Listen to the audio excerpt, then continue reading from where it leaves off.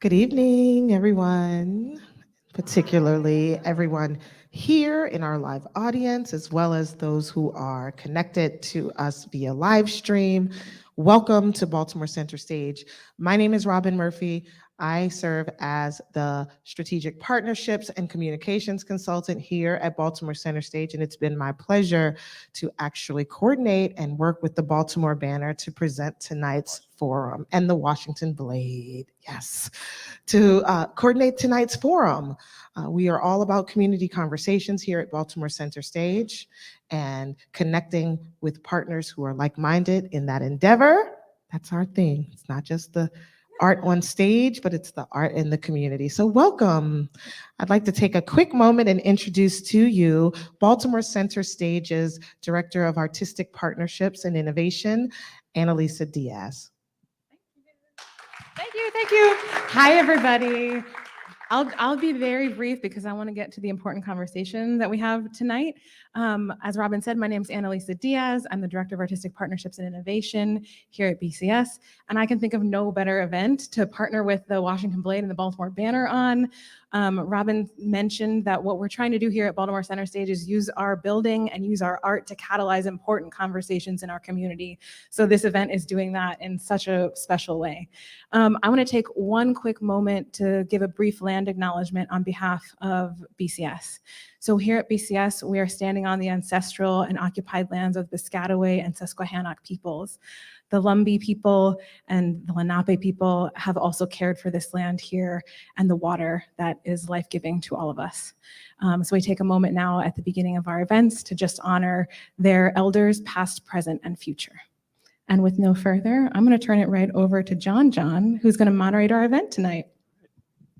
Thank you all so much. Thank you, Center Stage, for having us. My name is John Williams. I am the DEI reporter for Baltimore Banner and a longtime Baltimore reporter. I worked for another publication. We will not say their name.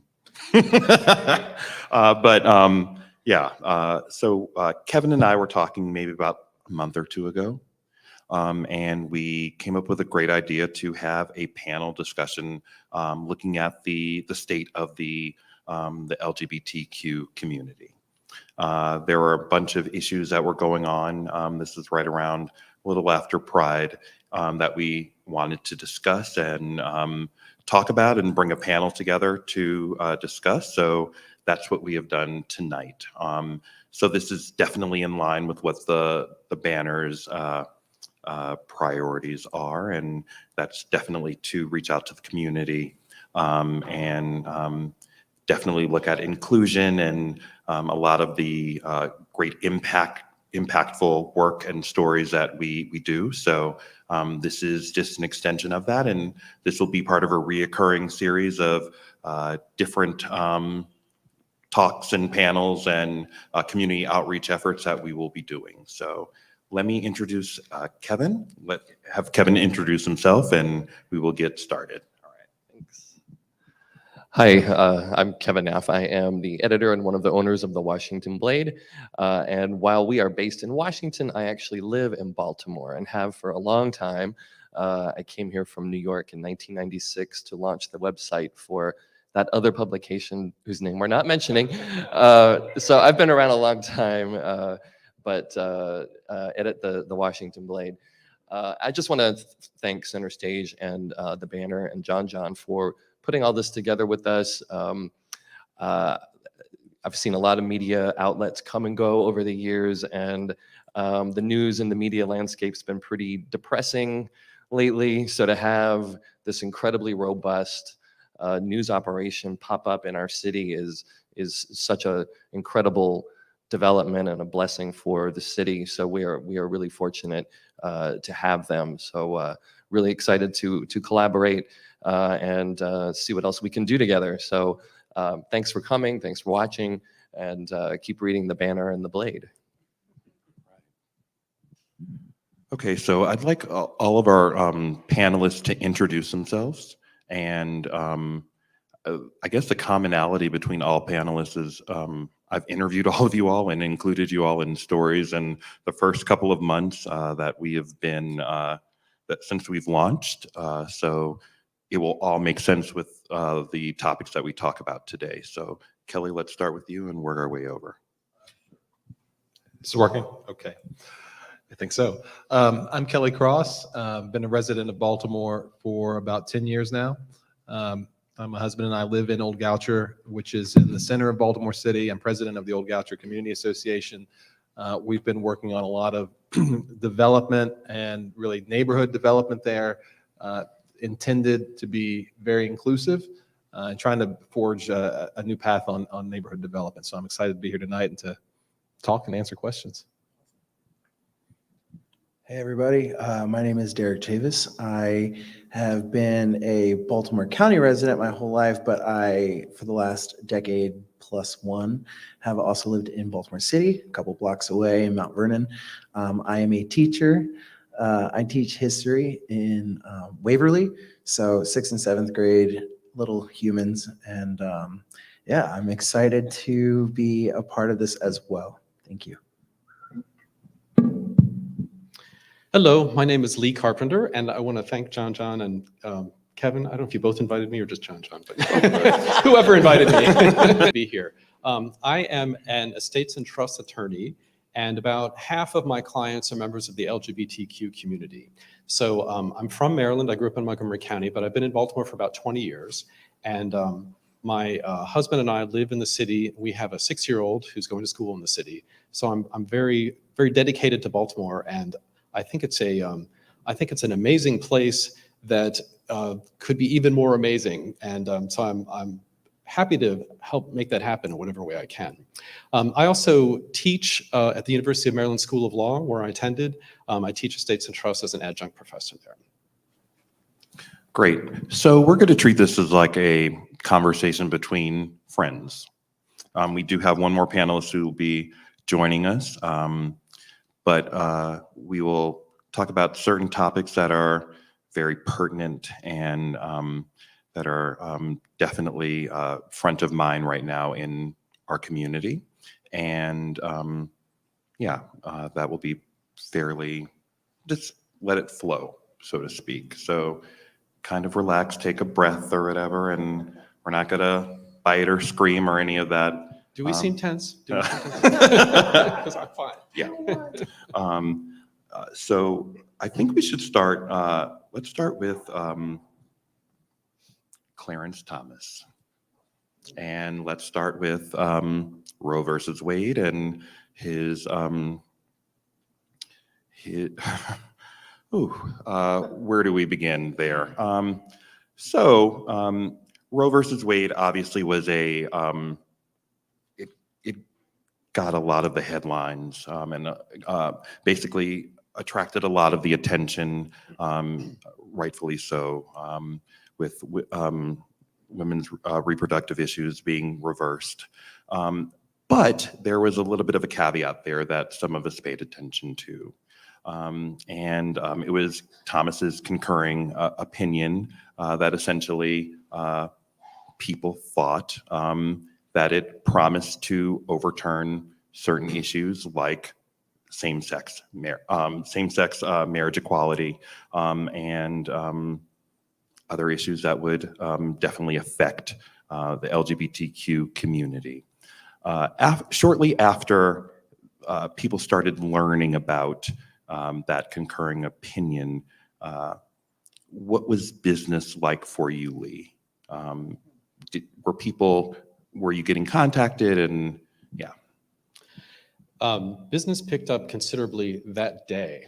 The phone began ringing that day. And I've been hearing from people who are new clients saying, we've been together for a long time. We really need to have a look at this and get advice on whether we should get married. So I advise a lot of people on whether they should get married. And I've actually persuaded plenty of couples that they should. And I've performed some of the weddings in some cases, which I don't charge for. So we'll do a prenuptial agreement. We do the wedding, that's free. And then we do the estate plan. And it's a complete package. But a lot of people have been wondering whether their marriage is in jeopardy because what Clarence Thomas said. So, the advice I've been giving people is that if you think marriage is right for you, then by all means get married while you can. Having an estate plan is important too, because if for some reason marriage should fail, and I think there's reason to be optimistic. I could talk about this all day, so I'll try to keep this brief, but I think there's reason to be optimistic about the future of same-sex marriage. But if for some reason it should fail, it's important to have a power of attorney so that if you become incapacitated, your then partner can make financial decisions for you. It's important to have an advance directive so that you can make medical decisions for each other. You have that right if you're a married couple, but you don't if you're just partners. So it's important to have that document that names someone. It's also important to have a will that says that your partner will inherit your estate and can settle your estate. So putting those kinds of documents in place is a safeguard against what the future of same-sex marriage might be. But at the same time, I do think there's reason to be optimistic. I was just talking to Kevin about how there's a bill that was a success in the House to legalize same-sex marriage nationwide. That needs to go to the Senate, where there are a few votes shy, but it could still happen. I don't think that policymakers really want to open the can of worms that we'd be seeing if suddenly we have to go back to the patchwork of laws we had state by state, where some states in some states same-sex marriage is legal, in some states it's not. Federal agencies will offer benefits if you were married in a state where it was legal to get married at the time, or if you're residing in a state where it's currently legal, and the agencies would differ on those rules. It would really be a nightmare to go back to that just from an administrative standpoint. And I think that we've had same-sex marriage long enough that we've seen, legislatures have gone to same-sex weddings, that people have come out as a result of the Obergefell decision. And so I think we've won hearts and minds just because of that. So I'm hopeful about what the future holds, but by all means, put things in place as a hedge against what might happen. Hello. I am less hopeful. I'll take a slightly different take on it quickly. So the bill has passed the House. It passed with 47 Republican votes, which was nice, but that means there were 150 Republicans who voted against it. In the Senate right now, we need obviously the 60 votes to overcome a filibuster. Tammy Baldwin's in charge of whipping the vote. She says she's got all 50 Democrats. 5 Republicans have publicly committed to voting for it. And Tammy has told us and Politico that she thinks she has 5 more. So the bill could pass. The problem with the bill is that the feds don't govern marriage, states do. So what it would do is if Obergefell were to be overturned, about I think 26 states already have laws on the books banning same-sex marriage. So immediately those states would not be able to marry same-sex couples anymore. But this bill would force states to recognize marriages performed in blue states. So it will create a patchwork of laws and a big mess, and it does it opens up all sorts of questions about crossing state lines and so forth, which speaks to the need for having directives and all of that. But this is all happening because we now have a 6-3 right-wing activist court. They've undone Roe. That was always priority number 1, and marriage is number 2. Alito and Thomas have both publicly said that they want to revisit Obergefell. And we should not be under any illusion that there aren't 5 votes to overturn it, because absolutely there are. So we haven't seen those cases filed yet, but they are in the planning stages. They are going to be filing cases in conservative district courts, and those cases will start percolating. It'll take a few years probably, but it's coming. So this is what happens when people don't vote. And Lee, really quickly, Maryland has marriage equality. So if people here are married, like some of our panelists are right now, what does this impact mean if marriage equality is overturned from a national perspective? Sure. So if we did have a case that made its way through the Supreme Court, Obergefell was overturned, we would still have same-sex marriage in Maryland. Maryland passed a law, and it passed a voter referendum. And so until that law changes, we would still have same-sex marriage in Maryland. Now, Whether the federal benefits that go along with same-sex marriage disappear or not is an open question. So there are a lot of federal benefits that apply to married couples. That would include things like Social Security. When one spouse dies, the surviving spouse can take the amount that the deceased spouse was collecting. There are benefits for veterans and people in the military, and on down the line. There are also, I mean, when it comes to bankruptcy, for example, there are, marriage matters in a lot of ways. So although you could still be married in Maryland, whether you would receive federal benefits because of your marriage in Maryland is an open question. It would depend on, what the federal government does and it's hard to say, what the future would hold. What would happen if a couple goes to a red state? A married, same-sex married couple goes to a red state and, God forbid, someone has to go to the hospital and is like in a coma or something. Right. Is their marriage going to be recognized there if that state does not recognize marriage equality? And, they're married in Maryland, but we're in like Arkansas or Alabama or something like that. What rights do you have at that point? You wouldn't have much in the way of rights. And that's why it's important to have an advance directive, a power of attorney, and a will. And I mean, I recommend that couples now have these documents with them when they travel, because if you wind up in the deep, deep South and you've got an uncooperative, physician's assistant, it can be helpful just to point out that not only are we married, but we have documents to back up the fact that we've given each other these powers. So all bets are off. So another reason to stay in Baltimore, be committed to the city, and make it a great place to live. To chime in and say on this point, my my own husband is a Polish citizen, and we moved here to Baltimore pretty much directly from Europe, and even though we got married under Maryland laws when marriage was legalized here in the state, the Defense of Marriage Act was still in place at the federal level when we got married here in Maryland, and a number of immigration benefits.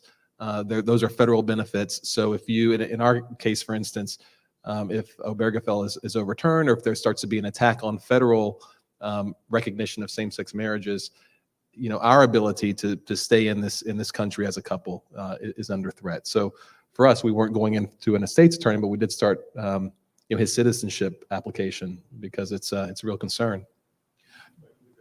Is another factor that's affected. Absolutely. Yep. Derek, now when Thomas's concurring opinion came out, you were actually on a cruise in Alaska, weren't you, with your husband? What was going through your mind when you were out there and trying to enjoy a vacation, and then the realities of this came about? So I would like to start this by saying real quick, we're talking about the deep, deep South, but we are coming up on a gubernatorial election where a very, very dangerous right-wing person could possibly become our governor. So before I get into John's question, I just tell your friends because it's a cancer and it's leaking all over the place, right? So I want to just throw that out there. To John's question, yes. So really quick backstory. I grew up Pentecostal holiness. My father was a music pastor my entire life. My father, yes. So, I mean, Pentecostal to the point where I went to the Pentecostal Holiness College and was expelled when I was outed, right? So, like, that's my story. My dad is very conservative. He did vote, in 2016 for that guy. I will say in 2020, he did not. So my father is kind of learning along with his family, but it's still very hard to talk about what's going on in the world with him without him getting very defensive. So this was a family trip. My husband, who's right over there, my sister and her husband, my parents, we flew to Seattle. The morning we woke up that we were about to get on the boat is like, I woke up, I went to Walgreens for something, and I'm looking at my phone and I just stopped dead in my tracks.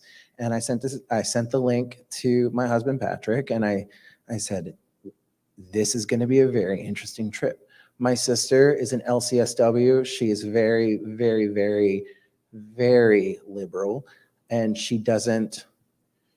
a dog with a bone about anything. And so I just was thinking, the six of us are about to get on a ship to the most remote state in the country, and I don't know how this is going to go. But for me, I just kept thinking, how did we get here? How did we get here? I kept thinking back to 2016. So I was in marketing for a really long time. Upon the 2016 election, I decided I can't do this anymore because I'm not doing things to make people better, right? So when that happened, I decided I wanted to become a teacher. I wanted to teach social studies. I wanted to teach people civics and voting and how important this all is, right? And I just kept thinking about that decision that I made and how my husband and I, who got married in December 2019, right before the world shut down for 2 years, who we haven't even had a honeymoon yet. And it's just, this is happening now. What's next? John texted me, and I kind of just like lost my mind a little bit because I really, in the best way possible, of course, just because this stuff is on my mind all the time, right? It's on most of our minds all the time. And I just thought, I need to get through this trip. I need to enlighten the people who I love that need to be enlightened without fights. And I know that that's probably something that all of us are thinking about right now. How do we tell the people that we love that we are going in a very, very different direction than this country was meant to be, without starting huge arguments? Because I know we're all sick of arguing. I know that we're all sick of infighting, all of it. But at the end of the day, when it comes down to it, it's just me and Patrick. That's who I have to look out for. It's us. So yeah, I mean, I started Googling things because I'm kind of manic. And what do I do when I get back from Alaska? And, we've looked into it. We have not followed through right now, but it's a long process, right? I mean, it's a thing that we are just all so busy, and we forget that this is still real life. It's still happening.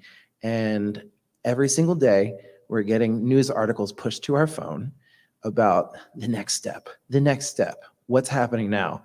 And I just think it's all a lot, but for me and my husband, it is something that, I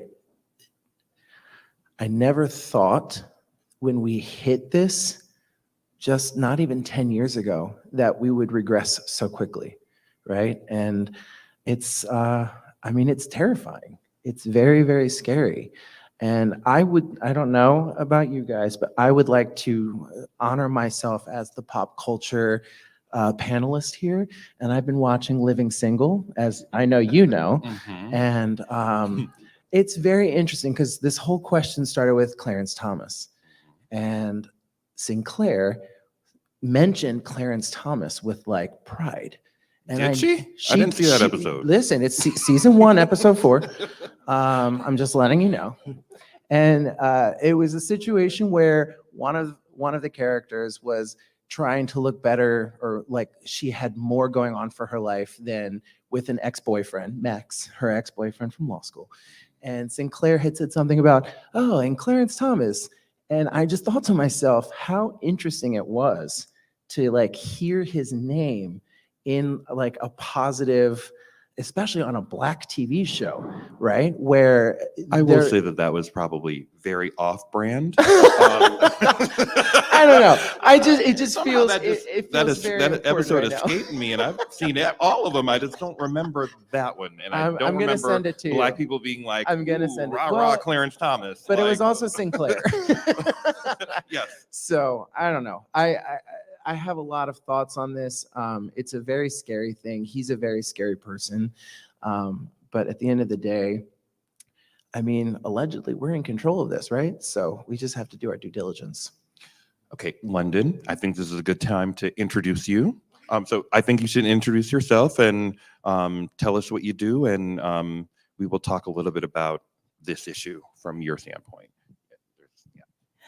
I apologize. I was in and I had to run out. The rain is terrible. I'm soaking wet. My hair is a poodle, but it's okay. My name is London Smith de Richelieu. I am the director of the Mayor's Office of LGBTQ Affairs. I am the first to hold this position in its new capacity where it's been codified in the city charter. And I'm the first trans woman to be on a mayoral cabinet here. And let's see, I am originally from Baltimore, Maryland. I'm from here. I'm a native of Baltimore. And it's so funny that you just brought up Clarence Thomas, because today I did a little pictorial from where I was from. And I went back to my elementary school, which is shut down. And it was a bittersweet moment for me. It brought some tears to my eyes. And I remembered Ben Carson, who was my hero back then. And I just brought that up and I started to talk about Ben Carson. I said, wow, how the tables have turned. So yeah, I am originally from Baltimore. My parents are from here. I went to college in Atlanta, Georgia. I went to Morehouse. I went to Hofstra Law and Gittenstein Institute for public health law. And I am currently trying to get my PhD in public health. But I had to put it on hold while this office started because this office is new. So I have to like kind of build it out. And it has been, it's a struggle in a way, not in a bad way, but in a way that I see all the divides and I want to bring everyone together. I want it to be more inclusive. I want Baltimore to be a more unified city and to start bridging the gaps between generational gaps and racial divides and bridge everyone together so that we can, make this the city that it's supposed to be. So, yep.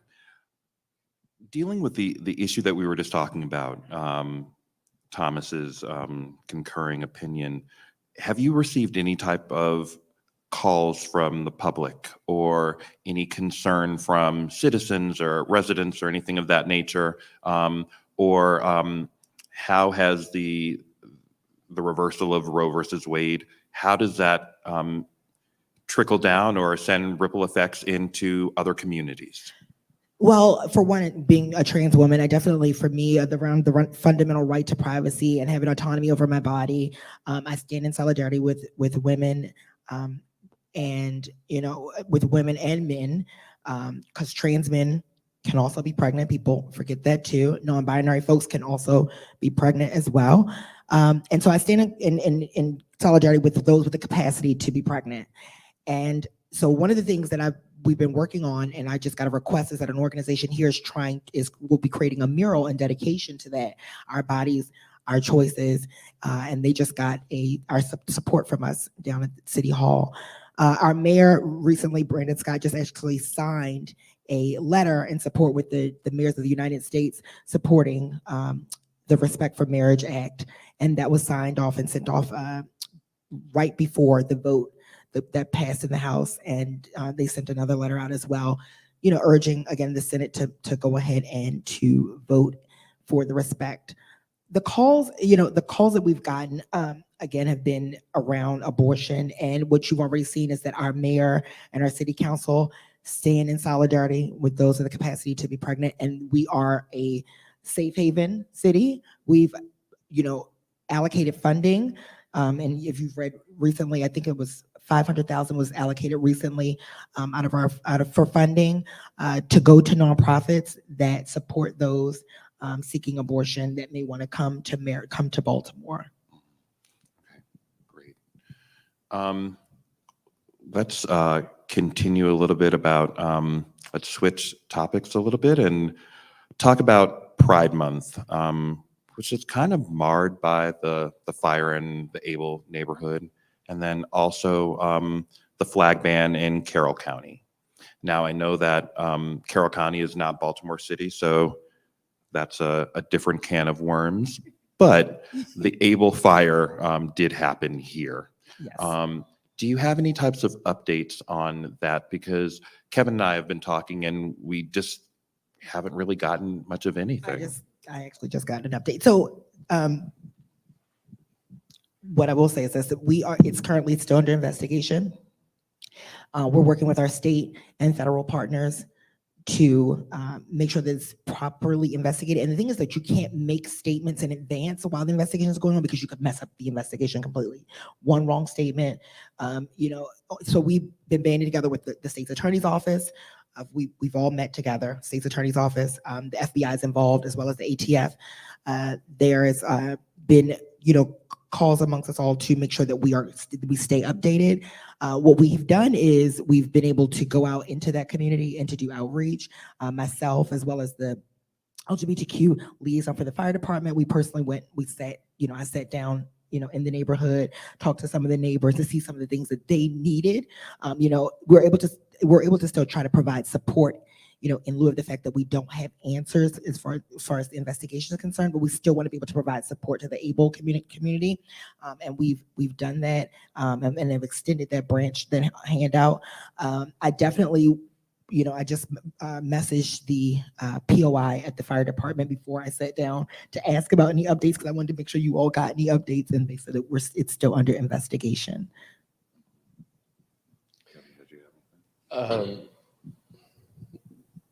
I guess it's good to hear that all these agencies are involved and that the investigation is happening. Beyond that, what are you hearing from the neighbors there and the victims? Are they recovered? How are they feeling? What do you hear from the community?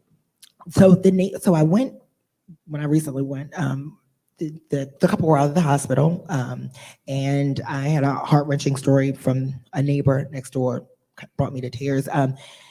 They were a hetero-cis couple, and the older gentleman in the house became like his best friend.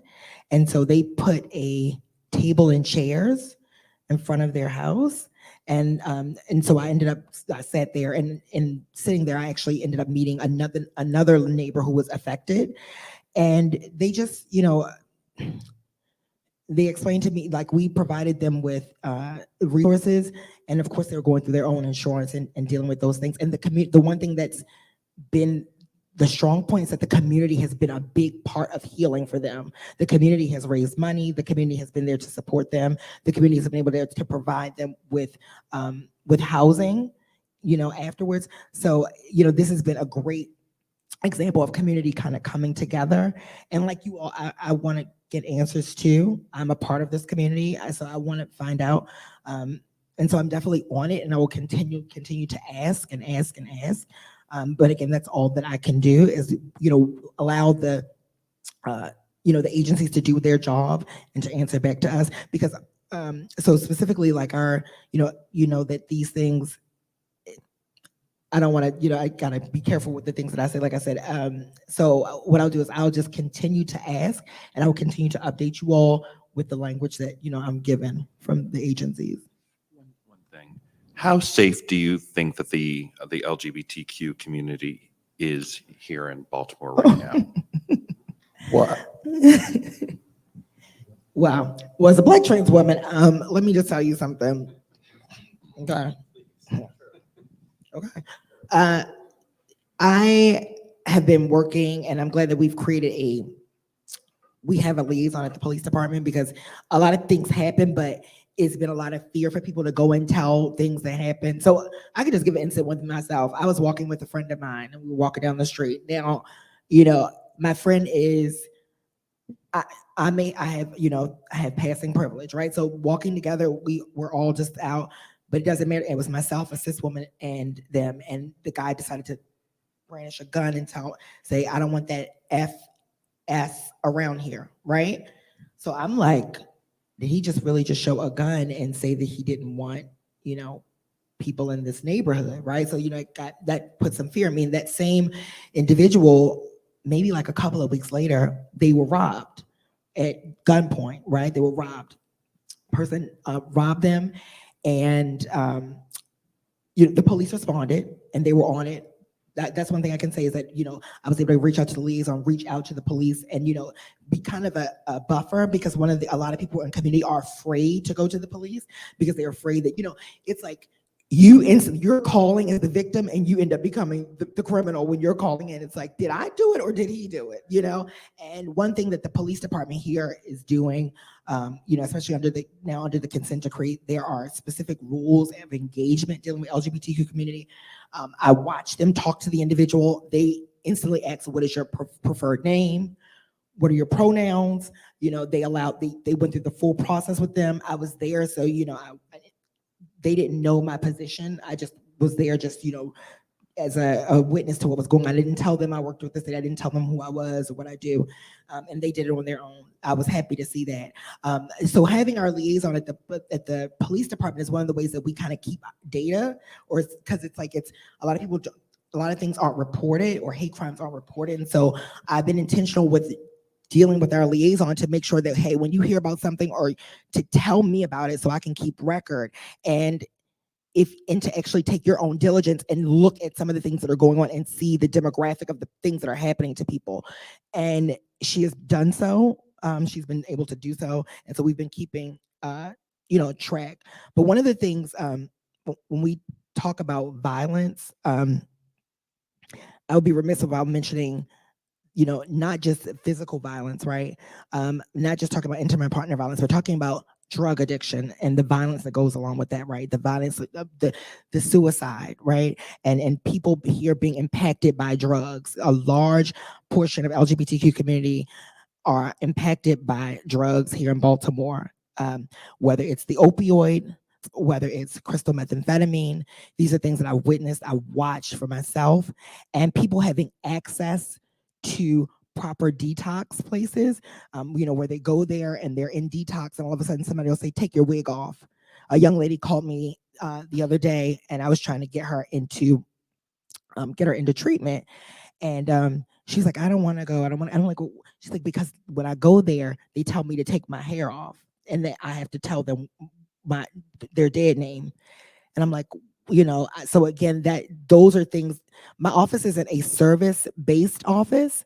So it's for me I have to go out and kind of link with some of the nonprofits and work through them and work through some of these agencies and come with our stance and our policies here in the city, and how, and explain to them, our non-discrimination policies in the cities, and work with them. But unfortunately, a lot of those treatments places are church run. And so that becomes a difficulty. And so it's about us creating an arm out to some of these faith-based organizations and building a bond with them, and letting them know our priorities and what's actually happening on the ground, and that they're denying access, and you claim that you're about all well-being, and you want mankind to be well, and you want to heal people, but how can you exclude a certain group of people that really wants to get well? So I would be remiss without mentioning that I've actually watched myself. I've actually had to provide Narcan to 2 trans women. I just I was at a gas station just getting gas, and so happened that somebody said, hey, does anybody have Narcan? Thank God I did. It was in my glove box.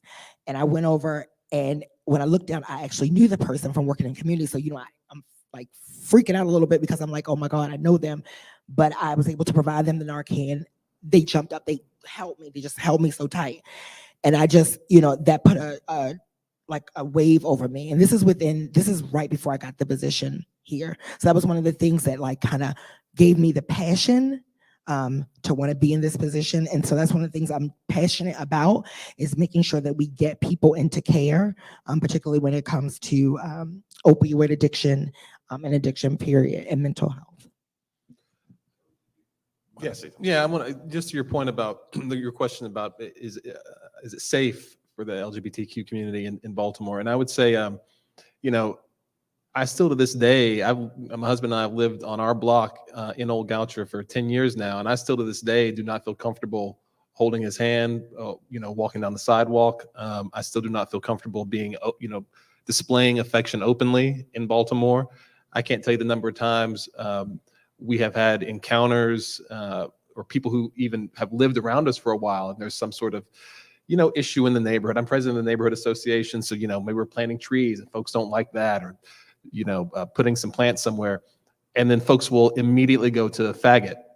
It's like the first insult, and it's very prevalent in Baltimore.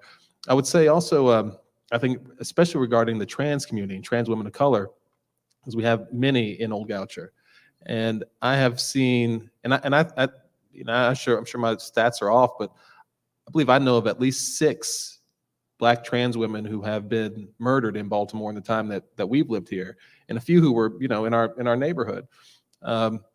One thing I'm glad that there's this new cabinet level position, but one thing I have been incredibly disappointed about in my time in Baltimore politically has been that our city has great legislation, our state has very good legislation, but the actual practice and implementation of protecting the LGBTQ community, in particular with giving them or giving us space to just simply exist, is not there. And I'll give an example. There was a city-owned lot on Charles Street, the 2000 block of Charles Street, and the Pride Center of Maryland is headquartered in our neighborhood. And so I had worked very hard a few years ago to get a bond bill, state money. I think it was around $750,000 that we got from the state for the Pride Center to build a new, to build a new facility. And so I found a great developer, a Black development group that had real expertise with this out of Washington. We had the Pride Center. It was a development where we're going to have retail on the ground floor that the Pride Center would actually get to own and generate revenue for itself. The Pride Center would be on 2 floors. Above that, another floor for LGBTQ services, and then apartments on the top floors. So real mixed-use development, something that was going to allow the Pride Center to have a permanent place in Baltimore and in Maryland. Well, the only thing we needed was this city-owned land to put it on. And we went through this whole RFP process. We all thought, wow, this is a great proposal. This is perfect for the community. One of the neighborhood associations that's to the south of us, they came to this presentation, and the city set up this whole mechanism where it was their input that mattered. And they came, and after the meeting told me very directly that they didn't like this proposal because we already had, as they described it, too much of a problem with trans prostitutes in the neighborhoods. How they described it, trans prostitutes, and then said that we didn't need any more of these services around, even though this was going to be a real benefit to the whole community. So the lot was ultimately awarded to what I would call effectively a slumlord developer. That land, he was never able to develop it. It's been sitting empty now, the 2000 block of Charles Street. So it's been sitting empty now for several years. So to me, seeing them, and Pride had moved up into Old Goucher shortly thereafter. So it was really shocking for me to see all the politicians from the city showing up to celebrate Pride in the neighborhood, want to get on the stage. I think the bathroom bill, bathroom equality bill had passed that year here in City Council. So everyone's so proud about that. But this ability that the city had to simply provide land so that something could be built and there could be permanence for the community was overlooked. And can I just piggyback off of that? And that was one of the things that I was against. I didn't want my office to be performatory. Like I did not want to be in a role that's just performatory. Like, let me just give you something and like, you take this. No. That's not what's going to happen with me in this role.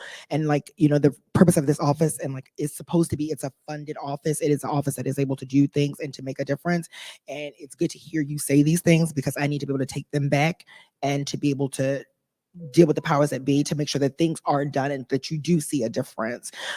Before, they've tried to, there was a trans violence citation or something. They were trying to recognize trans life. What does that really do? It's like, okay, you stand up in front of city council and say trans lives are getting killed. Okay, but what is the performance? Like, what are you going to do? What proactive things are you going to do to make sure that you're saving trans lives? And so one of my things is like, dealing with the social determinants of health, right? Let's deal with that. There's poverty, there's employment, there's violence. Like, let's chip away at all those social determinants to really create well-being. And so one of the things that I'm glad that you mentioned, and I would love to, extend out and offer, what I'm trying to do is create a work group. So right now, our LGBTQ commission is accepting applications, and I just made them live on our page for community to apply, and then you'll be appointed by the mayor, and then you get confirmed. It's a whole process. But besides that, I want to create a work group with LGBTQ leaders to kind of help direct some of the work that we do and to hold us accountable for what we do in the office. And that's that's in addition to the commission, right? So the commission is there to help the work of the office, but I want the work group to hold the office accountable. I think that's incredibly important. And I also think that, when I talk about creating spaces for the queer community in Baltimore, it's one issue I see in the city is a real, it's a problem in Baltimore, not just in the queer community or regarding the queer community, but it's this notion of respectability politics. So it's like, well, we're okay, we're going to hang the rainbow flag and say, love is love, and hang all of our banners as long as it's gayness and queerness like confined in this very neat, predictable, safe box. So if you're coming up, and I think we miss often a lot of the intersectionality in Baltimore, but if you're coming up as a particularly as a white gay married couple, for instance, there's often a lot of there's often more acceptance with that. There's often this thought that, well, they're going to raise our property values. And I've heard people say this to me, like, oh, we're happy about that. We like that. But then when you start getting into, this is something we've seen in Old Goucher, once you start getting to Black, queer people of color, trans women of color, then suddenly the shift, there's a shift. Well, we don't really want that here. We really prefer this here. And so then it becomes, the same, and I've seen this, some of the same people putting the big, pride flags in their windows will be the same people 2 weeks later who will call, me or call the president of their neighborhood association saying, can you protest this? You make sure the police are out making sure these folks aren't walking around. You know what? One of the first stories I wrote for the banner was called it the broken rainbow, the divide, the racial and gender divide within the LGBTQ community, and got a lot of good feedback, and people talked a lot about it. But I think that's an interesting segue to talk about how do we bridge that divide. This city, the LGBTQ community is no different from any other demographic. There are major divides. We are not this kumbaya family, and we're not all, baking cookies together. And, and we are fairly fragmented along all lines. And I do want to talk a little bit about how we can kind of bridge those gaps and where our soft spots are so that these issues can be addressed. Let's start talking with the social aspect, and you can go to a club or a bar, and people are fairly segregated. Yeah. Well, let's just say all the Black clubs are gone, right? Like all the Black clubs don't exist anymore. The Buns, Paradox, the Gallery, all of the Black clubs have been, in these gentrified areas have been pushed out, and they don't, and for a lot of queer community, particularly Black and brown community, unfortunately, Black and brown community doesn't have the privilege to have a neighborhood, right? Like we exist within the communities that we exist in. If you live in the projects, you're just gay in the projects. Like that's just what it is. And so in a lot of these spaces, these neighborhoods, there is a lot of discrimination that goes on in those spaces. And I've watched it happen myself as a Black trans woman where, some of the bars over in Mount Vernon would not want certain people to come into the bars. The same thing that you said, like around the community, not wanting the prostitutes there, but the prostitutes are what made the neighborhood so chic and cool, right? That's what made it so, like where people wanted to move into it because it was so like grimy that, the lofty look, just like New York in the meatpacking district. You wanted to move there because that's where the prostitutes were and that's where the action was going on. And then once you get in there and you move in, all of a sudden, oh, they're bringing down the value. But those are the same things that attracted you to the neighborhood. So why are you trying to push those entities out of the neighborhood? University of Maryland took over the spot where Buns was. Then you have Hippo taking over why CVS is now the Hippo. Then you have up by the gallery, them not having enough money after COVID to stay open. So a lot of Black young queer community have no place to go anymore. For a lot of us, and I'm actually in the house ballroom scene. I'm a mother of the House of Miyake Mugler. And, for a lot of us, that's how we found community. We found ourselves in those clubs. Like that's how I was able to like come out. And besides my family loving me and accepting me, like they founded me and loved me in those spaces. My gay fathers, in community, we say gay mom, gay dad, gay parents. Well, when I was in college at Morehouse, my gay dad, when the club was over with, he popped the trunk and he purchased every book I needed from the entire semester at Morehouse. Like he purchased all my books. I didn't have to do anything. He's like, here's open the trunk, continue to get good grades, right? And that's how I found family, in those clubs. We don't have those clubs anymore. So that's one of the things. So when you do go to the clubs that do exist, a lot of those clubs are white clubs, and there's this thing of like, and they're white gay men, and there's like this feeling of uncomfortability because of past incidences in history that have happened in the city, where people in these neighborhoods like St. Paul will push a lot of the Black trans women or the Black men out of the area. If you go to the Eagle, right? So the Eagle now exists, and everyone's just in one space, right? We're all just trying to party in one space. I go there now. I like to just go. I like to enjoy people. I don't care what you are. I don't care what your color, your age. I love older people. I love younger people. I can learn something from everybody, right? So I don't really discriminate where I go. And I wish other people would feel that way too. But it just doesn't. So we got to learn to have these hard conversations, because sometimes the conversations are really hard, and we got to hold people to the fire and say, look, this is what's going on. I think that's like one of the things holding people up to the fire. The people that are gentrifying and pushing the people out, the powers that be that are closing these clubs and establishments, and the people that are not providing, access to be able to recreate these spaces, which are some of the funders. This discrimination that exists for people that are trying to get loans to open up these clubs.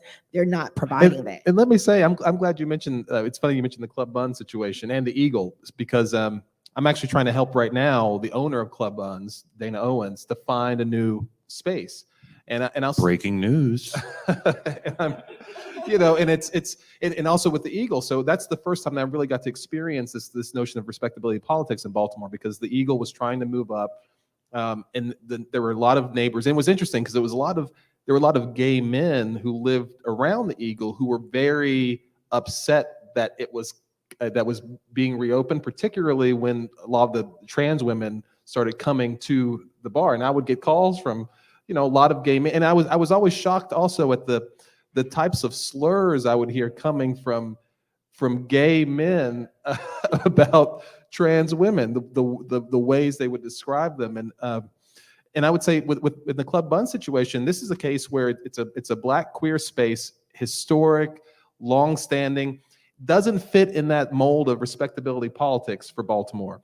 And so the University of Maryland decided they want to change their neighborhood, upgrade it, and as opposed to seeing Club Buns as an amenity in a space that could really anchor a very inclusive, interesting community, I showed up for their liquor license hearing, the University of Maryland, and they're sitting here trying to close down their revoke their liquor license based on some really spurious claims that there was drug use. There was no police documentation of this, just folks saying, oh, well, I saw this and I saw that.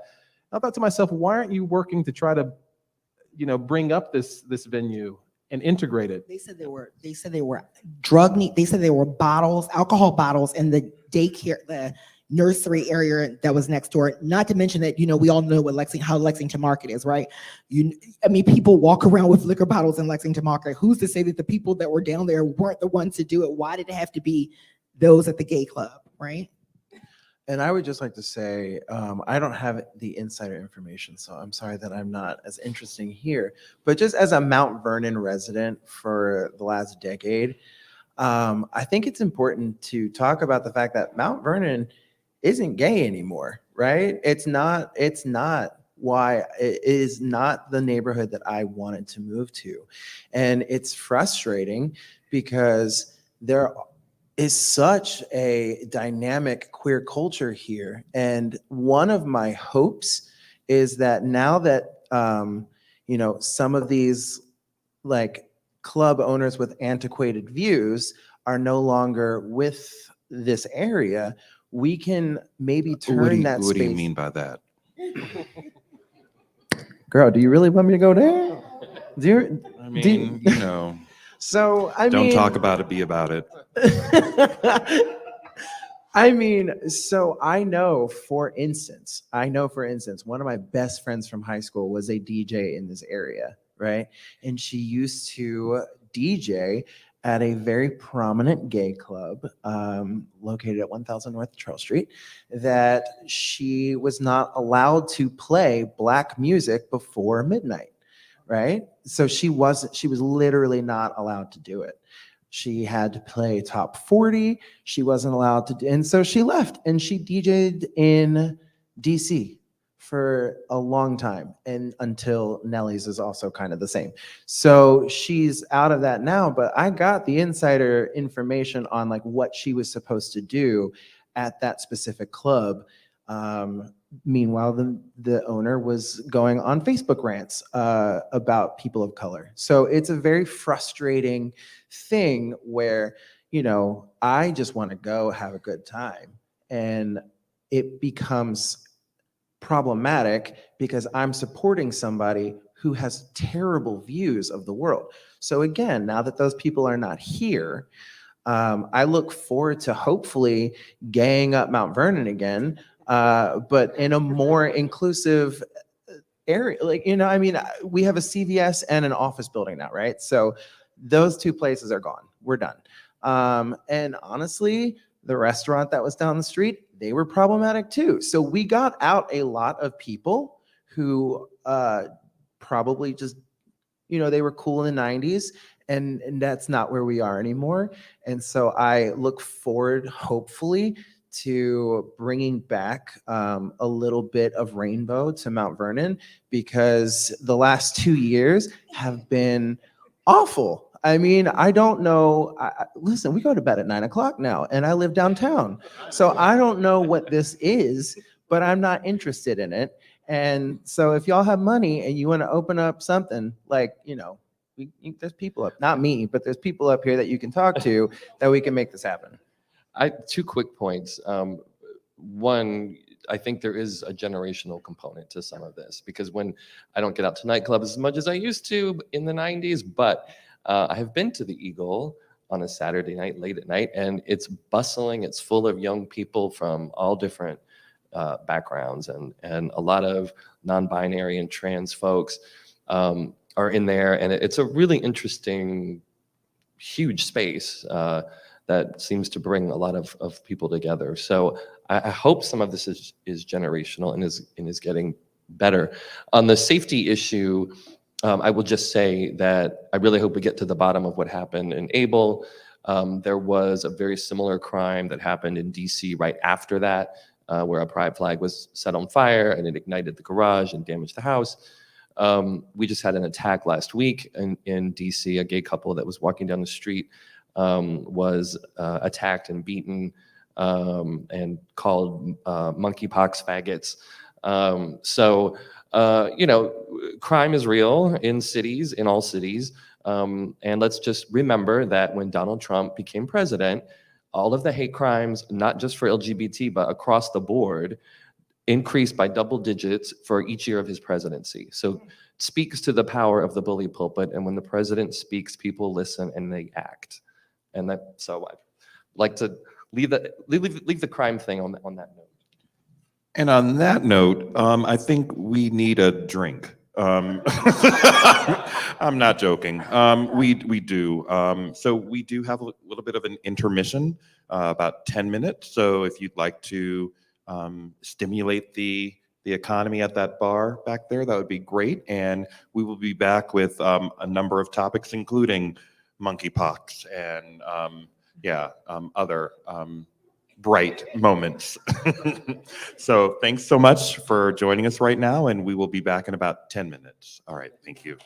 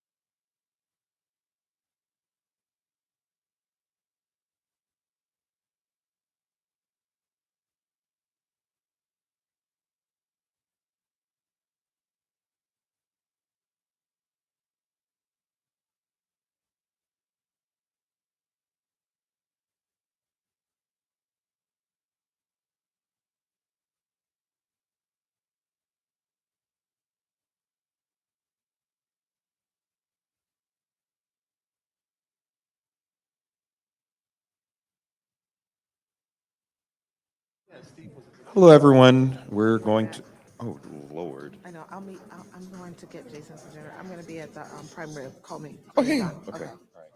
We're going to be starting right now.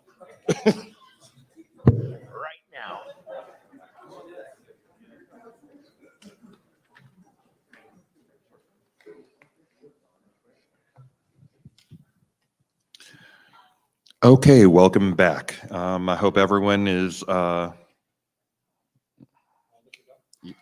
guess so. So I think this is a good point, good transition to circle back to talking about health and wellness. There was,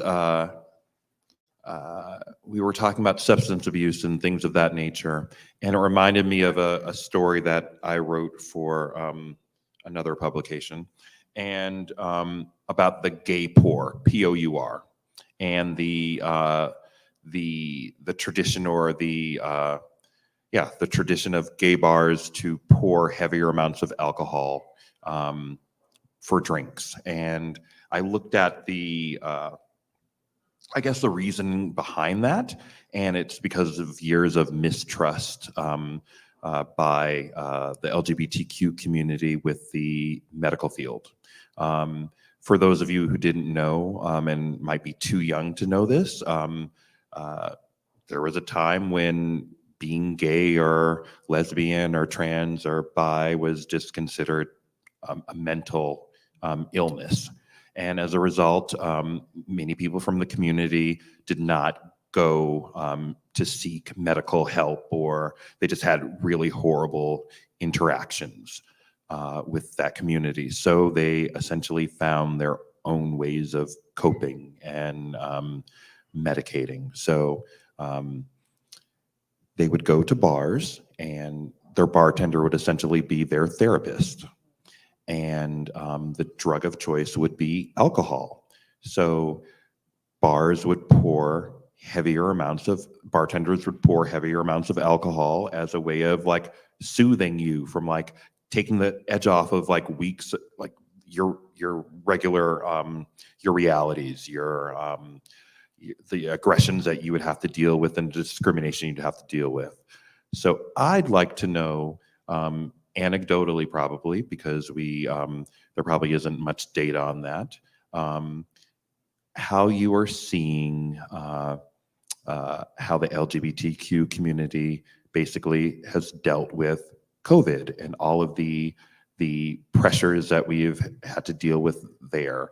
Are we seeing like an increase in substance abuse problems from that in the past 2 years or so? So I can start this off just quickly. To the point of the heavy pour, I will say my straight friends loved coming to the gay bars. They loved it. They loved it. Even my cis straight guy friends who were just like fratty bros, they were like, "Oh my God, I love that place because they get me effed up." And I'm just like, "Yeah, like, let's see." So now that I'm older, I understand more behind it. However, I know that I've also I bartend. I still bartend sometimes. I'm a teacher again, so side hustle is like, love that. And when I work weddings, people will be like, "Oh my God, like this is so strong. It's amazing." And I'm just, oh, that's how I'm an elder millennial is what we're called. And Wait, you're an elder millennial. that's what, I don't know, somebody said it. Was that made me like Frederick Douglass? I mean, my Yeah. God. I don't know. This is what. So I was born in 1985. People who were born in the 80s. Say who no are- more, no more. Anyway, I'm just saying this is how this is just how I know how to bartend, right? And it's something that like I still understand is a thing. Now, in regards to COVID, again, millennials, I think regardless of how you identify, we became luscious. I think a lot of people around my age. I mean, my husband and I could have stock in Botobox and like be good forever, like just on us. And that became kind of increasingly clear to us. Like in the beginning, it was all fun and games. We're like, oh, like this is cool. Like we get a lot more time together. Again, we had only been married for 3 months, guys. So we got married and then the world shut down 3 months later. Like our first year of marriage was in our 1-bedroom apartment. So it was a lot of Botobox and a lot of therapizing each other, right? Like we're kind of figuring out who the other is as a husband. We'd lived together for a couple of years, but you know, marriage always changes things. For whatever reason, marriage changes things. It's a piece of paper, it's a ring, but it's so much more than that. And I know for us, we became a lot more thirsty. And fast forward, shirts didn't button the same way anymore. We were like really enjoying the situation. We have now realized that that is a situation, and us together, because we have each other, we're lucky enough, right, to have each other in this world, which not everybody can say. We've realized that it's a thing, and we're trying to do better. I have noticed friends they've continued because not everybody has somebody, and not everybody has somebody who's going to be constructive with them. And so to the best of my ability, I just let them live their lives, and hope that we get to a space where the world opens back up even more. Yes, we're cautious, but we do a lot less of this alone in our homes, because that, I think, is the really scary part about what has happened. Lee. I can say with my clients, obviously things are better since coming out of COVID, but during COVID, I was meeting a lot of people on their front porches, in their backyards. People were driving up in their car to sign their documents, and there was a sense of real urgency and panic in some cases. And I remember talking to one client, and I'm going to choke up just telling the story, but he hadn't touched another human being for I forget how many months when he and I spoke on the phone, and he couldn't stop talking. He just couldn't stop talking. And so, I tried to just engage him and ask how things were going and what was on his mind and whatnot. There were a couple of suicides I had of clients during COVID. One guy was just in his 20s. It was really tragic.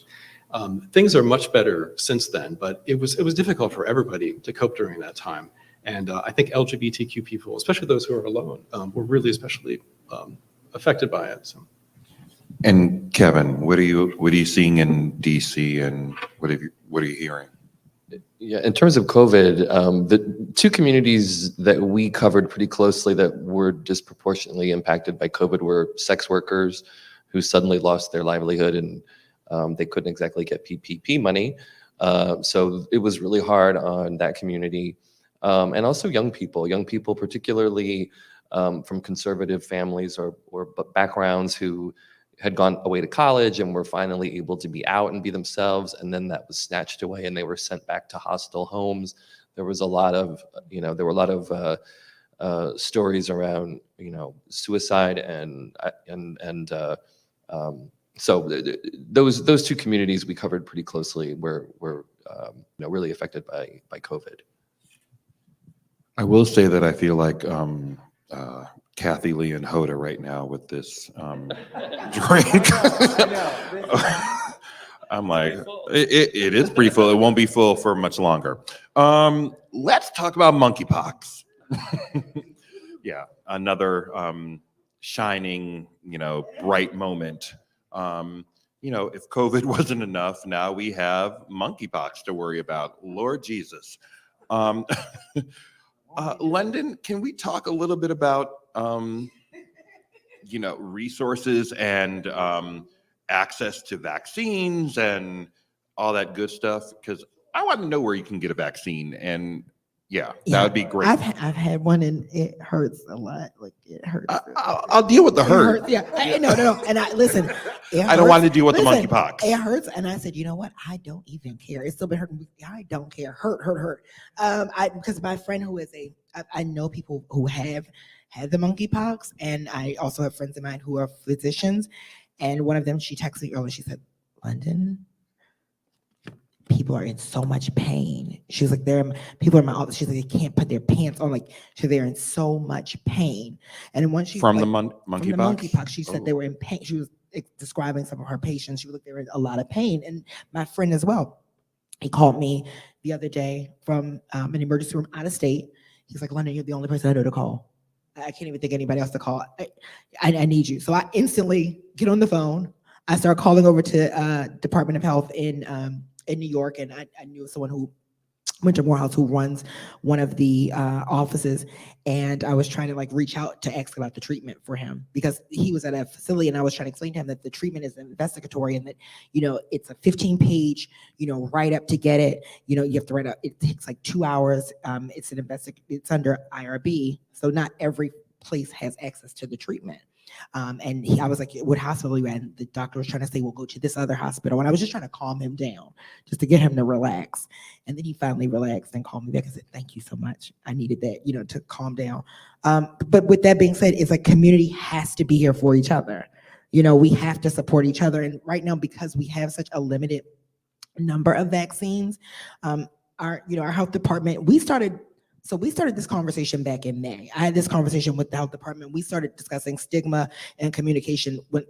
This is my second month in the office. We had already started talking about making sure that our messaging was not stigmatizing, making sure that our messaging was inclusive, and that we didn't other people, and that even if we had to reach in and go to a target population, we didn't want to make anyone feel like this is a gay disease, you know, that anyone else can't have it. It was just the luck of the draw. So, you know, a person being infected is a part of a social community, and that's where it's spread. It's not a gay disease. It's not a sexually transmitted disease. And we've seen this happen in the 80s with the stigmatizing around HIV, in the 90s around AIDS and HIV. And I was alive during that period, and a lot of people don't seem to realize, they don't realize how old I am, but I was alive to know around the stigmatization around HIV and AIDS. And so I wanted to be intentional early on with the health department to make sure that didn't happen. So we were given, the way that it goes is that the federal government from the stockpile provides to the state health department, and the state health department then allocates to the local or the municipalities where it needs to go. And you know, our government, our health department has definitely been advocating for our citizens, but what we've decided to do is say, you know what, we're not just, while we wait and advocate, we still want to make sure that we provide services and support. And so my office, working with the health department, we've been trying to create a strategy and a action plan that provides service and support for people, particularly those who may need to quarantine and isolate. How do we answer that? You know, if someone is a sex worker, you know, if you look at the qualifications, you know, for people that were eligible for the vaccine, one of them said people that do transactional sex, right? So if someone's doing transactional sex, they're not able to do sex work while they're quarantining and isolating, right? Or while they're trying to heal. So we have to answer their needs, which will be housing and food. So we are working right now to make sure that we create a safety net and what that would look like. And so again, that goes back to the work group and me getting together with a work group to try to make sure that we touch all those points, because I can't, you know, me working with agencies works, but I really need those that are on the ground and in the community to kind of give me ideas so that we're proactive instead of reactive. What I did see yesterday is that the CDC was putting out guidance that they're potentially doing 1/5 of the amount in the vaccine. So 1/5 of the amount can be potentially as effective, and hopefully, after watching that yesterday on the news, hopefully that will be able to provide more from the stockpile for people. But so Baltimore last week we did on the 4th, we had a phone number and we had 60 vaccines that we were providing. So we provided 60 before then, but the week before, we did it at Chase Brexton. So our community outreach group went out to in areas that would for the target population, and made sure and signed people up. And so they were able to come in and Chase Brexton, and they were able to do the vaccinations. And so then we did that again. We were provided some extra doses, and we were able to provide doses last Thursday. You could call into the health department, which would be at the east or the west location at 9 a.m., starting at 9 a.m. And the calls, like when I first, because I wanted to make sure we were equitable with the vaccines, what has happened and what I've seen happen in New York, let's just say, like, if the vaccines are available in Harlem, which is a predominantly Black area, like a lot of those appointments, my friends went to Harlem to get the vaccines, and there were no Black people in Harlem getting the vaccines. And so there was questions around, like, how can we equitably distribute these vaccines to, make sure everyone gets access to them. That's been a constant question about how to do that. And so we've been strategically working with the health department to make sure that we are equitable with how the vaccines go out. Those who've had exposure, they get some. Those who are at risk, they get them, and make sure that also those that are healthcare workers have access to them. So our health department has been definitely, Dr. Deraz, I want to commend her and the health department. They've been really advocating, and they're just trying to make everything work. And they're working with me to make sure that we do build that safety net. So where do we get those vaccines now? And we don't have any. Yeah, okay. Yeah, seriously. We don't at this time. And where can I get the one that's not the 1/5? I want to get the 5/5, like the whole enchilada. Yeah, so that's the thing. We are waiting. I don't mean to be like really comedic with this, but on the real, like I want the full on dose. And again, I get what the calls and the information I get from people is that feeling of complacency opposed to urgency. It's like, okay, it's in LGBTQ community, so let's be like complacent about it. But this is a disease that's already endemic in Africa, and it just so happened to affect LGBTQ community, and it can spread to other communities. So yes, there needs to be a sense of urgency, but definitely our municipality is working towards addressing that. But again, we need that our federal partner distributes them based off of their algorithm. And let me chime in, because I'm glad you brought up the monkeypox issue, and as you were describing how the federal government has a role in disseminating this vaccine around the country. Kind of bringing it full circle. One thing I'll say was, when I was in law school, I went to University of Virginia Law School, so it was the law school where a lot of the conservative justices would come to teach. So I had, I don't know how many classes, and just one-on-ones with Clarence Thomas, or with William Rehnquist when he was Chief Justice, or John Roberts when he was on the circuit court, Anthony Scalia, So I would, and one thing I found often about these folks and their rhetoric, I think Clarence Thomas waited his whole life to write this Roe opinion, was this idea around choice, and that somehow people have choices, and you got to make the right choice, and if you make a bad choice, you're going to be punished for it. Bringing it back to this monkeypox issue, I saw tones of this in Thomas's concurring opinion in the recent Roe overturning decision, because to me it was like saying that you could tell he was waiting for so long to write this opinion, and it was such an attack on bodily autonomy, on sexual agency. I think that to look at it as just an abortion decision is very much off base. And if we're drawing the line in the sand at marriage and are concerned that like marriage is being attacked, I think we're missing the point. The way this relates to monkeypox is that I was just thinking, it's not inconceivable to me to think that in the future, if we get a right-wing president and we get a right-wing Congress, and there's already been this precedent where women's rights have been attacked, and basically all of our rights to bodily autonomy and sexual autonomy have been attacked, that with monkeypox, for example, maybe Congress passes a bill that says this will only be disseminated to non-LGBTQ communities, or if you want to get the monkeypox vaccine, you have to register as queer somehow, or putting restrictions on how these things. Did you say register? That's what I said. Register. Yes. That's an interesting phrase. Like it is registering. Yeah. I use that deliberately because as someone who was a German major and spent a lot of time in Berlin, I know that, Weimar Berlin was perhaps one of the most progressive places certainly in European history.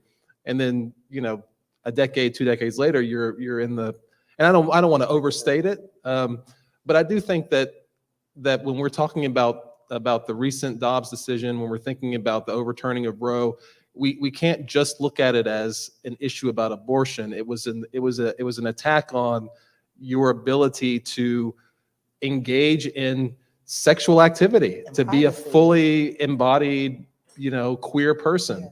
And this notion that, well, if you're going to engage in sex, there's got to be some possibility of consequence with it. Right. And I could see tones of that potentially coming forward with new outbreaks, new epidemics in the future, if we don't put this back on track.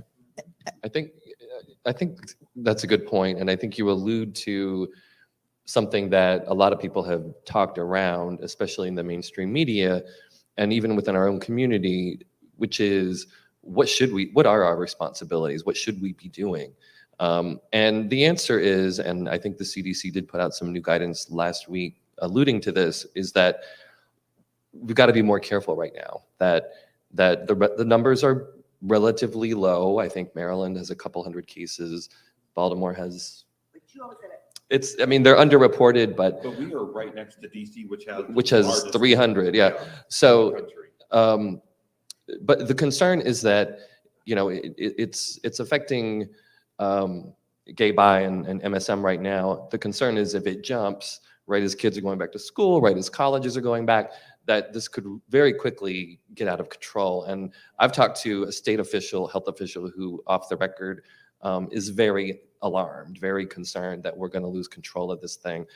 But the conversation that I think that community, the gay, bi, MSM community, needs to have is what can we do to stop this, to squash it before it blows up? And one of the things is to refrain from group sex, from anonymous sexual partners for a couple of months.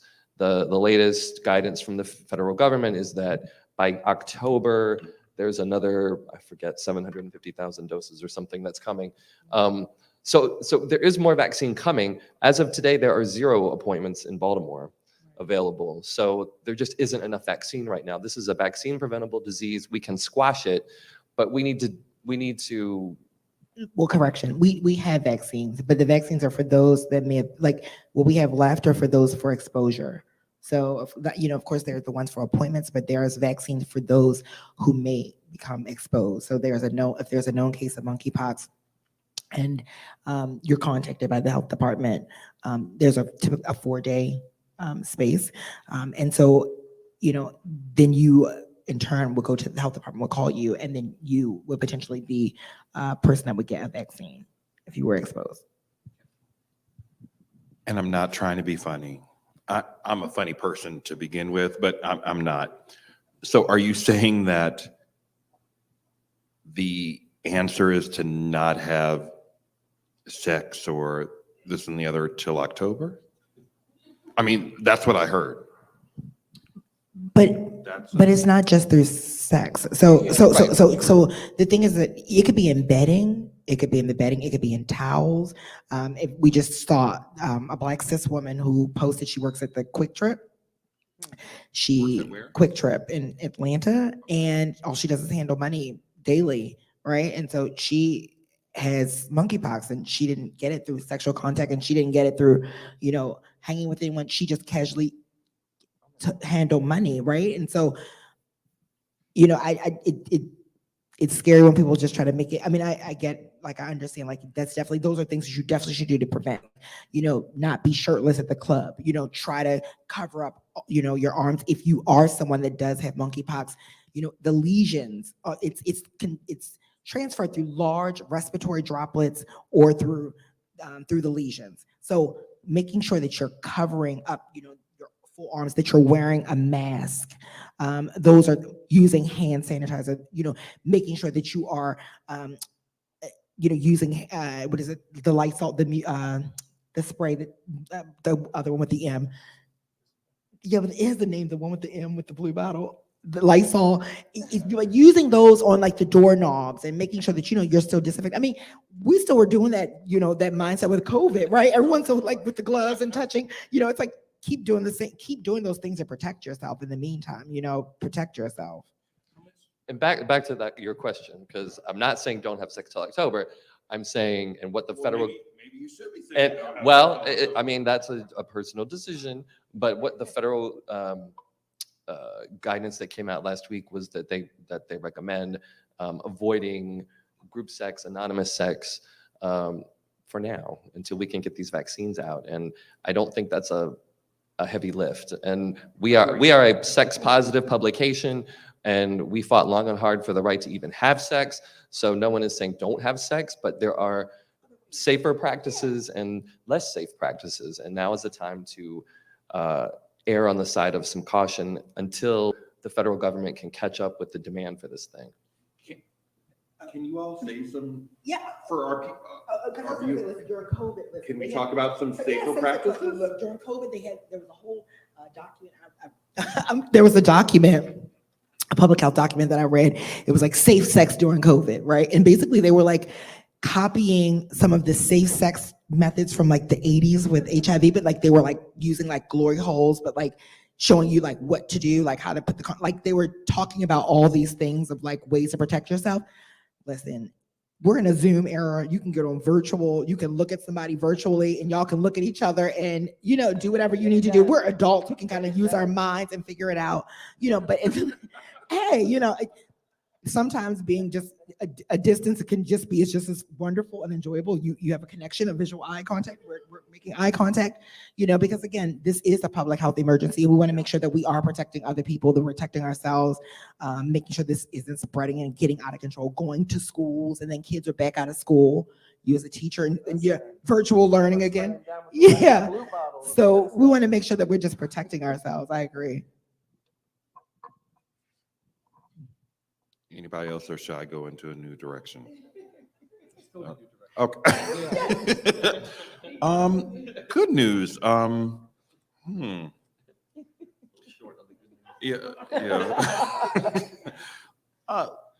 Let's talk about where we think our community is going. What we can expect in the next 5 years. You see, I can be positive. I can. Let's talk about where we would like to see things go, and maybe some solutions and a little bit of a direction into where we should go next. So, I was actually talking about this before people started to arrive. Again, I'm a new teacher. I teach 6th and 7th grade. I was in 6th and 7th grade in 1996 and 1997, respectively, right? So I came up a certain way. What I am very happy about is that I find that my preteens, teens are much more open to same-sex relationships. Now, Mr. Chavis does not allow specific words in his classroom, and he will come down on you with the rain of all the circles of hell if you use them. And the kids learn this very early on. We don't say the R word. We don't say the F word. We don't say those things. So those things are still there, but I see kids, in my 7th grade class, we do a lot of SEL, right? So social emotional learning. That is not something that I received as a student in Baltimore County Public Schools. That is just not something that we talked about. I had no idea what SEL was. We have mandatory circles every single day. So I'm talking to my students about their feelings, and I think that's amazing. Some people think it's a waste of time. I don't, because I have a really good ear hustle, and I get to learn everything that's going on in their lives. And I'm just like a nosy person by nature. So it's very exciting for me, right? I get to know what's going on with their interpersonal relationships. I get to know what's going on at home.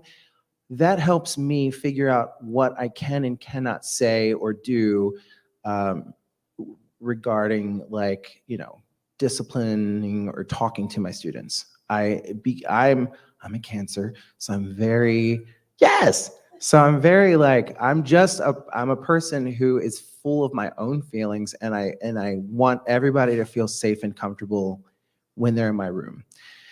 And I'm just so excited to see like kids. I come out to my kids every year, right? So my 7th grade class is what I was talking about. We do like a timeline, and I kind of put dots up on the board, and they're high and low. And so I'll go up and I'm like, what do we think this is? And they're like, oh, well, that's a good thing. So I talk about the fact that I struggled with my own family when I was coming out. I talk about the fact that I was expelled from college for being gay, but then I end with the fact that I got to marry my best friend and my husband, and my parents were there, including my dad, right? And it's an amazing thing. And like, all the kids are crying, and I'm like, yes, I made kids cry. This is amazing. This is amazing. And it just feels good that like they're open to me telling them this, right? Because it's not something that I talk about. It's something that they obviously pick up on, right?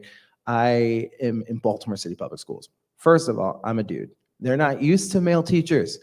I am not Black. They're not used to non-Black teachers.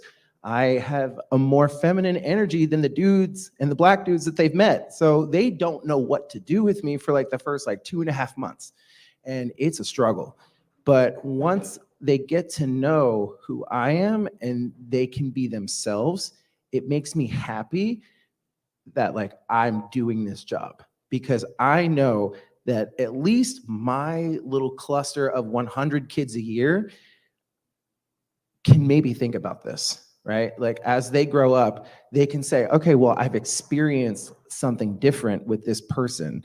And so maybe it's not all bad. Maybe the stuff that like I hear, from my friends or from the neighborhood, like it's not all bad. This guy's kind of cool. I mean, he's annoying, but like he's cool.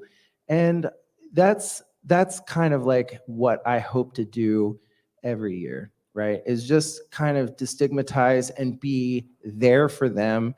And again, there's so many like same-sex relationships when it's almost like a fad now. I think it's because of Glee. I don't know. It's a very strange thing because I'm like, you clearly aren't even into each other, but like I keep that to myself, like whatever.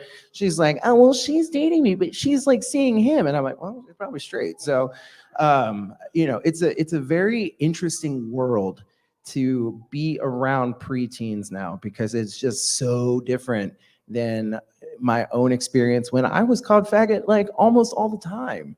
And it sucked. And I'm just happy to see that in some small way, it's kind of like easing up for the kids these days. So, Lee, how about you? I know that me personally, I feel like this generation has an advantage that I never had growing up, seeing same-sex relationships built into storylines and prominently. What is it like for you to look at pop culture now and to see this young generation who hasn't seen anything other than like a Black president or like two people? Like I remember when Ellen was like a big thing, and she got canceled when she essentially came out on that episode. That was like a huge thing. Or like Murphy Brown when she had this. Yeah, absolutely. Those were like big moments in life. And, if you're under like 25, you don't know what we're talking about. It's like a foreign language, but it's fine. But no, I mean, like, what are you seeing right now? And like, yeah. Well, you had me until you mentioned pop culture. Aren't you the pop culture guy? That's me. I'll give you I the am not crown. the pop culture guy. Let me be clear about that. But I think there's reason. Again, I'm optimistic about the future. I went to a very conservative boys' school in D.C. where nobody was out. This was in the 1980s, and that school now has a gay-straight alliance, which for me is just hope for the future. Now, I know the Trevor Project will talk about how something like 74% of students are harassed at school, even at schools, LGBTQ students are, even if there is a gay-straight alliance. So there is still work to be done. But I think I give a presentation about working with members of the LGBTQ community. And the interest in these presentations is remarkable. People from all sorts of backgrounds have questions they've always wanted to ask, especially about transgender people. And so we talk about pronoun. What is a transgender male? What terms are appropriate? What questions are appropriate to ask? This kind of thing. And the interest I'm seeing from people of all ages makes it clear that there's a willingness to be accepting and a desire to be accepting. Some people just aren't quite sure how to go about that. But I talk about generational differences in my presentation, and the younger generation has grown up in a period where there's much greater acceptance. They see images of themselves on television and in movies, which at one time wasn't even permissible. To, if you did see a gay person on the silver screen, it was probably a vampire or a sex worker or something like that. And now you can see very positive portrayals. I don't know if anyone's seen Heartstopper. Great. It was so good. Very positive. Seriously, y'all should watch it. You all should watch it. It is very positive. So I'm very encouraged just because of the acceptance that we've seen from the younger generation for what, I don't know, about 5 years, but certainly 10, 15, 20 years. I think, and also I can just say being a gay man who's now married and has a child, my husband and I go to children's birthday parties. We're on all the lists and feel complete acceptance. And, I don't know if anyone else had this experience. When we got married, we didn't get a single no to any invitation we sent out. And there were people who weren't even invited who were asking if they could come. So exactly. So the interest is so. Where was my invitation? I know we didn't even know each other then, but where was my invitation? I hear that all the time. No, so I'm very encouraged about what the future holds for the community. Yeah, I want to say I think I'm a little neutral on it. I think with all issues there are pendulum swings. I think the pendulum is swinging in the wrong direction now. I think one of the weaknesses we have in the queer community now is that there's gotten to be a lot of complacency, a lot of fragmentation.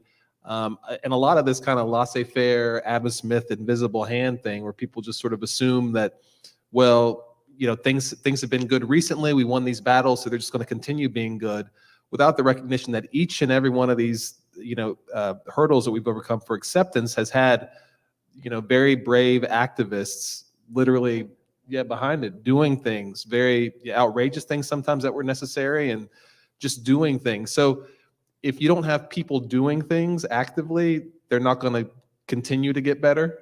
I would say also, when we talked about physical space, maybe this is just myself as a community organizer, but I think physical space is very important, and that we're not going to recreate and maintain queer community in this city or anywhere else in this country if we're trying to do it all virtually. So it is very important that we start going back to finding physical space, congregating, doing things like this, being together, because it takes activists and real work to keep the momentum going forward. And Kevin in London, what do you think about this generation and the fact that they don't know anything other than having a Black woman being the vice president of the United States, or having same-sex relationships on television, or having a Black president, or things of that nature? Like, they have kind of taken it. Do they know what oppression is, or do they know what the you know what I mean? Yeah. So truth is the reality of your own experience. I had to today during my quick little interview, I was telling about, they were like, give me a quote you remember. I was like, I remember when I was little, my mama never understood where I was coming from. And I would tell her, truth is the reality of my own experience. Because she would always tell me I could not be depressed. And so, it is, truth is the reality of your own experience. And so it's up to us to be intentional and always to remind them of upon the shoulders they stand. It's important for us to always remember the LGBTQ History Month, Black History Month, Pacific Islander Month, all those times, like all these special months, to actually embrace them. I'm a big around diversity, equity, and inclusion, making sure, I believe in solidarity across movements, embracing and bringing together all communities, right? And understanding, what the marginalized communities go through. But I also believe in amplifying voices. And so one of the campaigns I'm working on with my office is hashtag Be More Amplified, making sure that when we are trying to uplift the voices, that we center the voices that we're that we're talking about, that we're giving them the mic and letting them speak for themselves and to talk about their experiences and their unique experiences. I think that's really, really important because the youth have a lot to say. And a lot of times we kind of like, they don't understand and we stifle them like, oh, they don't know what's going on. But a lot of them are so much more aware of what we went through than we were, right? Like my nieces and nephews understood. So I'll just give you like a background. I used to be on a television show called Love Thy Sister, comes on WeTV. So I was one of the first like openly trans people on like a steady, constant show. And then after that, Caitlyn Jenner show came out. And I actually gave some suggestions because we were under the same production company. So I gave some suggestions to them to have that ladies' night, just a little piggyback. And so my nieces and nephews were watching the show with me. And at this time, my nieces and nephews never knew about me and about me being trans. I was on London and that's just it. And she and her and whatever. So the image pops up and it's me and it's like my best friends from school. And they show us, me at Morehouse and her at Spelman, and they show us together. And I wasn't me, I was someone else. And my niece and nephew were like, oh, okay. Oh, okay. That was it. Yeah, like, oh, okay, on London. Oh, so that's what it used to be? Okay. Moving on. Never mention it again, never talk about it, never bring it up, no conversation. Like, it's nothing to talk about. When I got married to my husband, it's like, it's not a thing. And that's one of the things I'm kind of happy about is that youth today have the space to kind of explore and see these things in this ideal world. Like the world that I imagined ideally was having a Black president, and it was me being able to be married, which I was able to be married. I have a husband, but we're separated. But imagining a world where that could happen, and imagining a world where the person that I envisioned myself and always identified myself to be, that I was able to be that person. And like ideally I wanted to be in that world, and they are living in that ideal world. And so in a way, it's like I kind of don't want to take away from that special fantasy place of mine, but I also don't want them to forget. It's like Sankofa reaching backward to move forward, and you forget from whence you came. You can't go anywhere else. And so I always remind my nieces and nephews, like I'll tell them, this is what I had to go through, this is what I did it in. In today's world, like a lot of trans women have access to some healthcare that I didn't. Like, things that I wanted to do, I had to pay for out of pocket. Every surgery, everything I wanted to do, I had to pay for because I didn't have access to some of the inclusions that exist now, that I'm so thankful to those whose shoulders I stand, that went out and fought for me and had rocks thrown at them for me. I stand in my privilege a lot of times. Like I understand around, like you said, respectability politics. I stand in my palatability and being able to go into a space and be comfortable for some people, but I love to go into a room and disrupt it. Like I love to sit at a dinner table and disrupt the table and say, hey, you know what, by the way, I'm this and that. And, and I also like to change up the menu so that I can bring others in to get a seat at that table that's reflective of what they really want to eat, the information they want to take on. And so we have to be intentional with that. So I look at it through a political DC kind of perspective and lens. And I think Kelly hit on it with the complacency thing, because, two things can be true at once. This younger generation, and I speak to young people a lot, and what I tell them is, they're so saturated in social media and so overwhelmed with information, and they can access anything at any time. But what I tell them is to read about the community, because it's not only is it not taught in schools, our history, the LGBTQ history, but now they're actively banning even mentioning it in classrooms. So they're not ever going to find out about it unless they, take some initiative and read about it. And the disconnect for me is that there is all this openness and acceptance now, and you can turn on any TV show on any channel, you can watch any form of media, and there's queer inclusion, and that's great. And the disconnect for me, we got to get these young people voting. They just don't, when, back to the complacency thing, and I rail against this all the time. In 2016, when everybody assumed that Hillary was going to win. And I can't tell you how many people said to me, well, is the Blade going to shut down when Hillary wins? Why do we need the gay press? Why do we need gay bars? We've got everything. We won everything. It's done. And Hillary will, just cement it because Obama, gave us everything. And I said, I would say to them, well, that sounds good, but let's see how this plays out. And of course, we know how it played out. And Donald Trump made 3 picks to the Supreme Court. And these are young picks. And only about 60% of the electorate turned out in 2016. So 40% didn't show up, even though we all knew that on day one, whoever won was going to have a Supreme Court pick waiting for them. Yep. And still, that wasn't enough to get people to show up.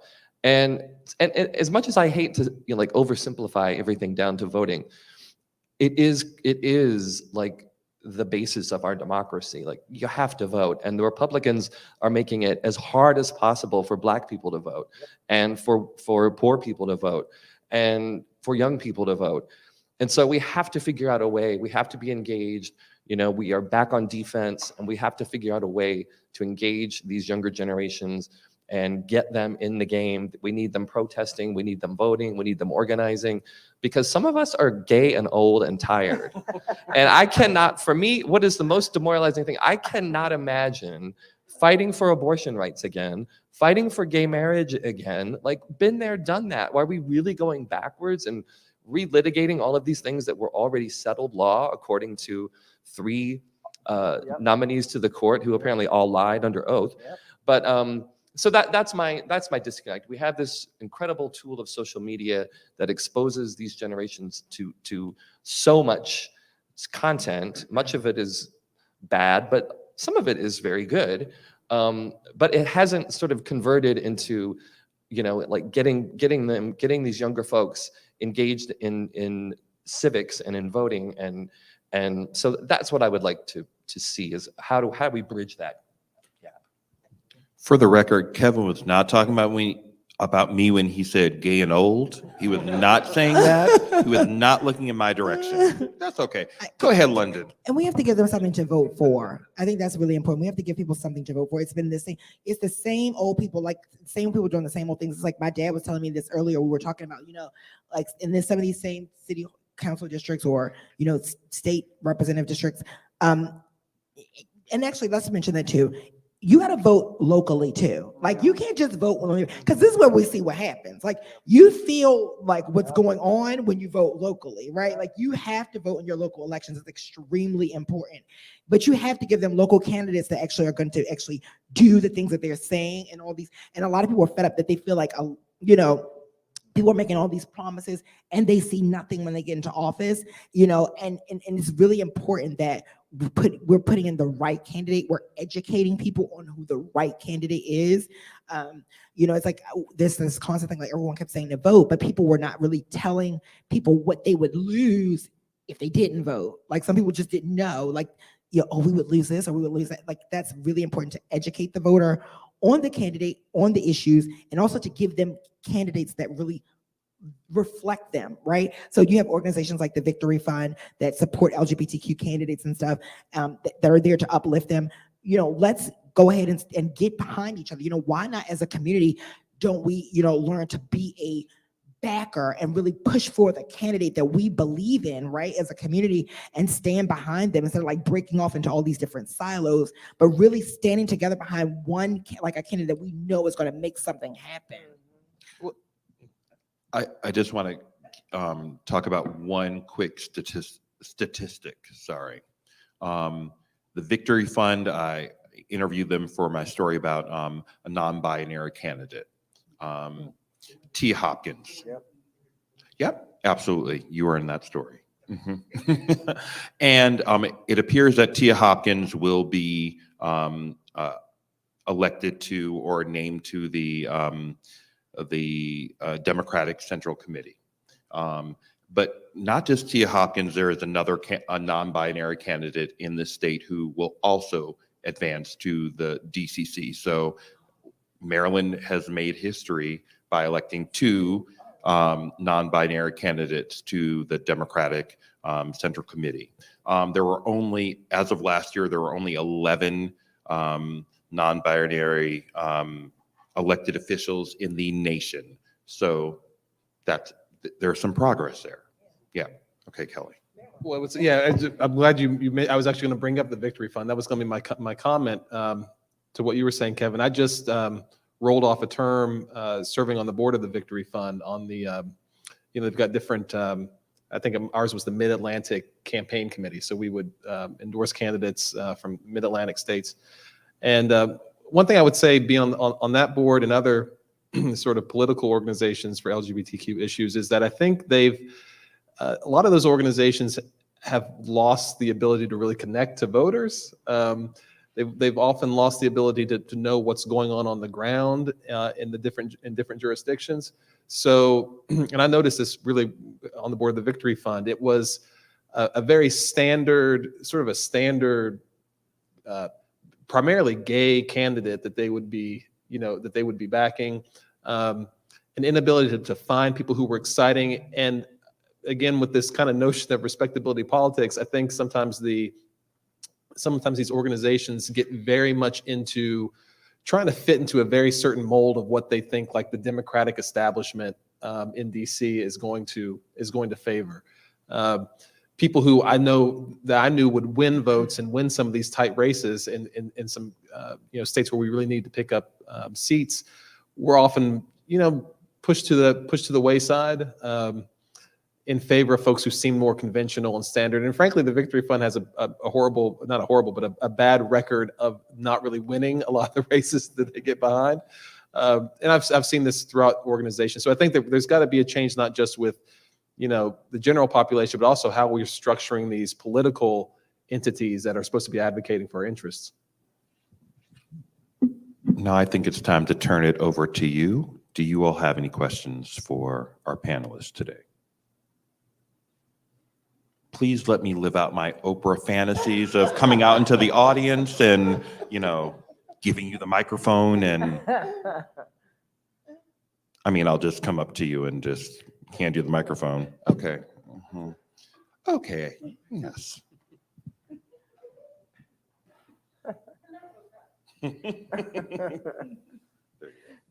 I've known John for a long time, and so he knows I'm a pretty sunny and optimistic person, and this has been very informative and important, but also pretty heavy. And I'm wondering how each of you, if you have any techniques or tactics to feel more buoyant about life than you otherwise might. As a woman and a gay woman, it sometimes feels like I'm just being attacked, by people who just wish that I didn't exist or wanted me to just be pregnant at home all the time without being able to do any of the things that I want to do. And I most of the time can bounce myself back. But I'm wondering if there's any things that you all do to just kind of feel better about the world. Don't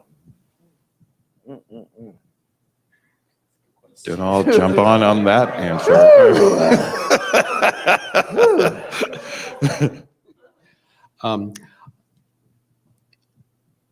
Being not just a gay man, but a gay lawyer, I'm probably the worst person to answer that question on some level. But and I'm fortunate to have a 6-year-old in my house. And so to him, life is just joyful and exciting and wonderful. And to me, that's just been a real saving grace. All through the pandemic, he wasn't even aware it was happening. His life was just great. Let's go for a bike ride. There was so much fresh air and exercise. It nearly killed me. But for me, limiting social media has been one of the most helpful things, and it takes a lot of discipline. It's so easy to pick up the phone and just start scrolling. But going on a news fast or a social media fast, just putting the phone in the drawer and not looking at it, to me has really helped my mood better than anything else. And I'll just leave it. There are other things I do, like I love music, and there's music from my younger years that I've been rediscovering, and it's been a real joy. So instead of listening to the news in the car, I've been listening to that. That's been really helpful too. But whatever works for you. If you want to borrow a 6-year-old, I'd be glad to drop him off for the weekend. And Jen has 4 kids, so I think she's good. Oh my goodness. Okay, there you go. How old are your kids? 10, 12, and 8. We have a blended family. Oh, that's wonderful. Okay. love that. Well, I'm sure they bring you a lot of joy. So that's a good place to start. Wow. It's so funny you just mentioned that. That's one of the things that I do. I go back to music from my childhood and like old music I saved in like my Apple iCloud when I was like in college or like high school. Like those songs would take me back to a place where I was of innocence and I could just imagine myself there, right? And I would just go into my own space and like smells. So I love candles, like oud, the smell of ouds. Like when I was in Dubai and when I go to the Middle East, the smell of oud and rose. I have one oud and rose today. I love the smell of ouds and rose. And like I love that music. But one of the other things that I love to, or I've learned to do, is to create boundaries. And my therapist had taught me this around boundaries are the line between where you love yourself and where you love others, and or how you love yourself and how you love others. And a lot of times for me, and even in this position and in my normal daily, I'm always the person that people rely on. And so people, like I've been in my therapist's office and the phone is ringing back to back and he's like, turn your phone off. He's like, are you serious? Like if people will be calling me and asking me for things, like needing, but no one ever is there to like give me back. Like I'm always a giver, but I never get back. And so my therapist taught me that I need to learn to put up boundaries, and that has really helped me a lot to be able to get the time to be able to do that thing, to sit down in my space. I have chosen children as well, and they are also they're teens, and so that for me has also been another thing that kind of keeps me going because they just see the world as just everything is just okay. Like we'll make it through. They'll give me the energy to like go forward and like to push through when times when I can't. And also my animals, right? I have 2 dogs, I have 2 cats. One of my cats just had 4 kittens. So the times when I'm in the bed. 6 animals. Yes, huh? That's 6 animals. Yeah, no. Child, I don't even have a plan. No. So when the dogs, but when I feel like I just can't get up and I'm down, I'm really remembering Fox has to eat and Teddy has to eat and they need to go outside. And like it pushes me to get up in the times when I really just can't get up and do anything. So yeah, finding that love in animals or in children is always a good thing. For me, one of the biggest things that kept, and you might not agree with this because you have little babies that you have to cook for, but one of my absolute favorite things to do is cook. Like I love to just be extra and find the most ridiculous recipe because it's just the 2 of us, right? We don't have 19 animals or, children. It's But us. you have a gay journalist who you could cook for, and I've This never is gotten true. an This is invitation true. yet. Well, we This is don't- pathetic. Guys, again, 1 bedroom. I don't even have a dining room table. We eat on our coffee table. I but can take we- a to-go plate, got and you. there's We got foil. you. There, But I mean, really, it's finding something that just makes you happy and doing it to the most ridiculous degree, right? Another thing that I did, because I'm a career changer, I was in marketing, like I said, guys, I got a bachelor's degree during COVID, right? I went back to school at my alma mater, which was just University of Baltimore right up the street. And I realized my thing that kept me really busy, I love to learn. And so learning something that isn't happening right now, AKA history, was really, I think, when I look back, saved me because not only did it just kind of broaden my horizons, but I was learning stuff that meant something now, but happened a long time ago. And being able to connect those dots, that was my thing. But I went to school and in Baltimore City, if anybody's interested, you can teach with a conditional certificate with 30 credits in a specific, if you want to teach ELA, get 30 credits in English. For me, it was history. Because I graduated from there, I only needed 33 credits to get a whole new degree. So that kept me very busy. I took 15 credits and 18 credits. I was done. I was student teacher. I was long-term subbing at Baltimore Design School right up the street and on Zoom. And it just, the kids, for me, it's the kids. Everybody's saying the kids. The kids give me joy. They give me hope. They are rambunctious and they've got a lot going on. But again, I'm nosy, so I'm into it. And I'm very happy with what I chose to do during that. And now I'm getting to kind of reap in a positive way what I sowed that during that crazy year. And that's just me, cooking and kids. That's me. And that's probably you too, but it's different. Were there any other questions? Yeah, absolutely. Hello. So I've recently gotten involved with doing an all-anon program, and I think what I desire right now is to do that with the queer community. But right now, I can't find one that exists with the queer community specifically in Baltimore with all-anon, and I'm wondering, how do I create something from scratch with something like that, where I desire to be with queer people, do something like that. But I don't know what resources to use to create that. Sure, I can take a stab at it. I think we obviously have the Pride Center, and there are organizations around that, a lot of which are located sort of in our neighborhood, Old Goucher, Station North, in that vicinity. How long have you been in Baltimore? 2 years. Okay. I think it's yeah, I mean, it's been a tough 2 years to really meet people. So perhaps London would have some resources, but I think going to the Pride Center, going out to the organizations that we have in the city is a good place to start, meet people, and maybe even going to some of the the current Al-Anon groups that are. I know we've got some on Maryland Avenue and on Charles Street, and I have seen a number of queer people coming in and out of those meetings, even though they weren't necessarily, I don't think, queer-oriented meetings. Yeah. And there's also like online community that you can start. Like a lot of queer community here live online, and they find support online in spaces. Some people have social, they just are afraid to come out, and so they live online in online spaces, and they create. Our community loves to make a spreadsheet and a Google Docs.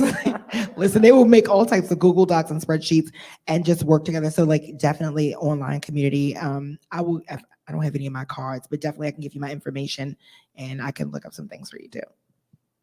Anybody else have questions? Yep.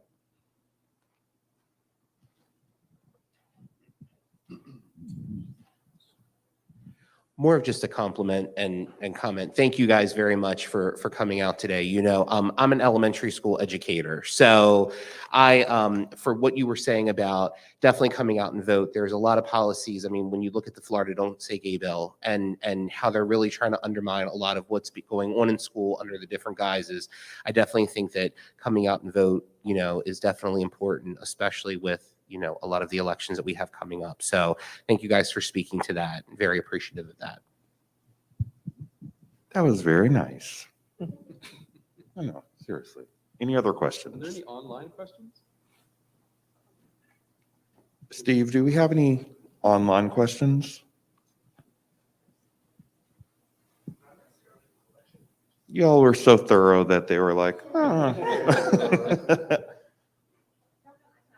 Oh yeah, absolutely. Annalise. Yeah, I'm wondering, I'm thinking about my role here at Center Stage and thinking about the various work that y'all do. And I'm thinking about a through line, which is storytelling, whether it's organizing or teaching or law or even public policy, right? Like in some form, what we're all doing is storytelling. And I'm wondering if you can speak to there's this, I'm looking at this big Baltimore Center Stage 60-year anniversary. So we're using this season.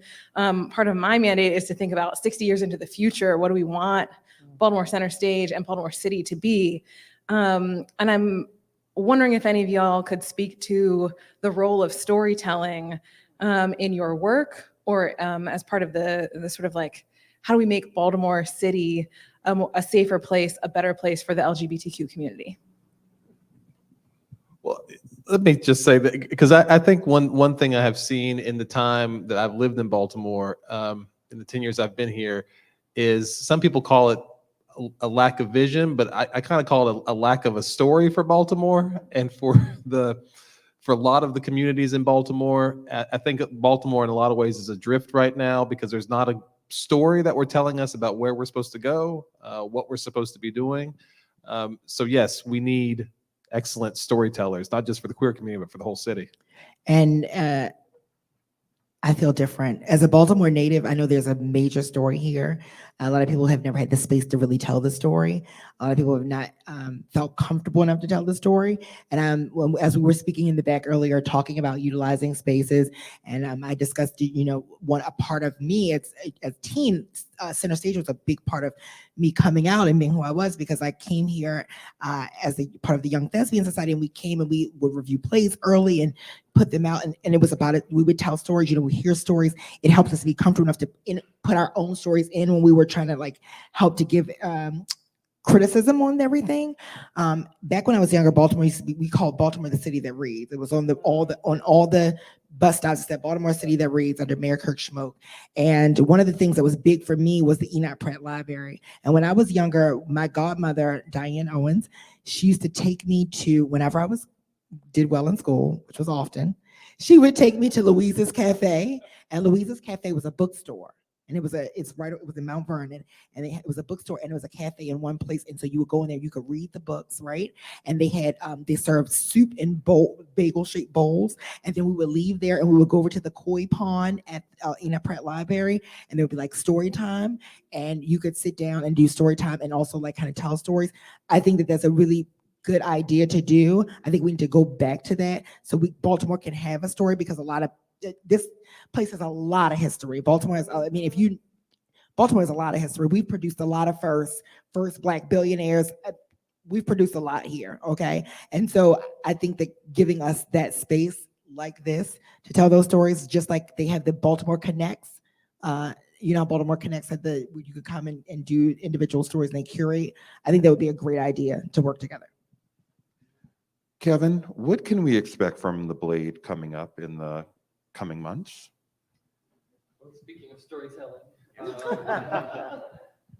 you. Well, in the immediate short term, we're obviously all over the monkeypox story and trying to communicate all the latest developments there. The midterms loom, and there are a lot of ramifications there for our issues. So we're covering all of that. More broadly, I would say, in sort of an answer to your question about storytelling, one thing I have noticed, especially when we have applications for interns, or if we have a fellowship program that we run out of our nonprofit foundation, I would say 75% of the applicants for those programs are trans youth of color.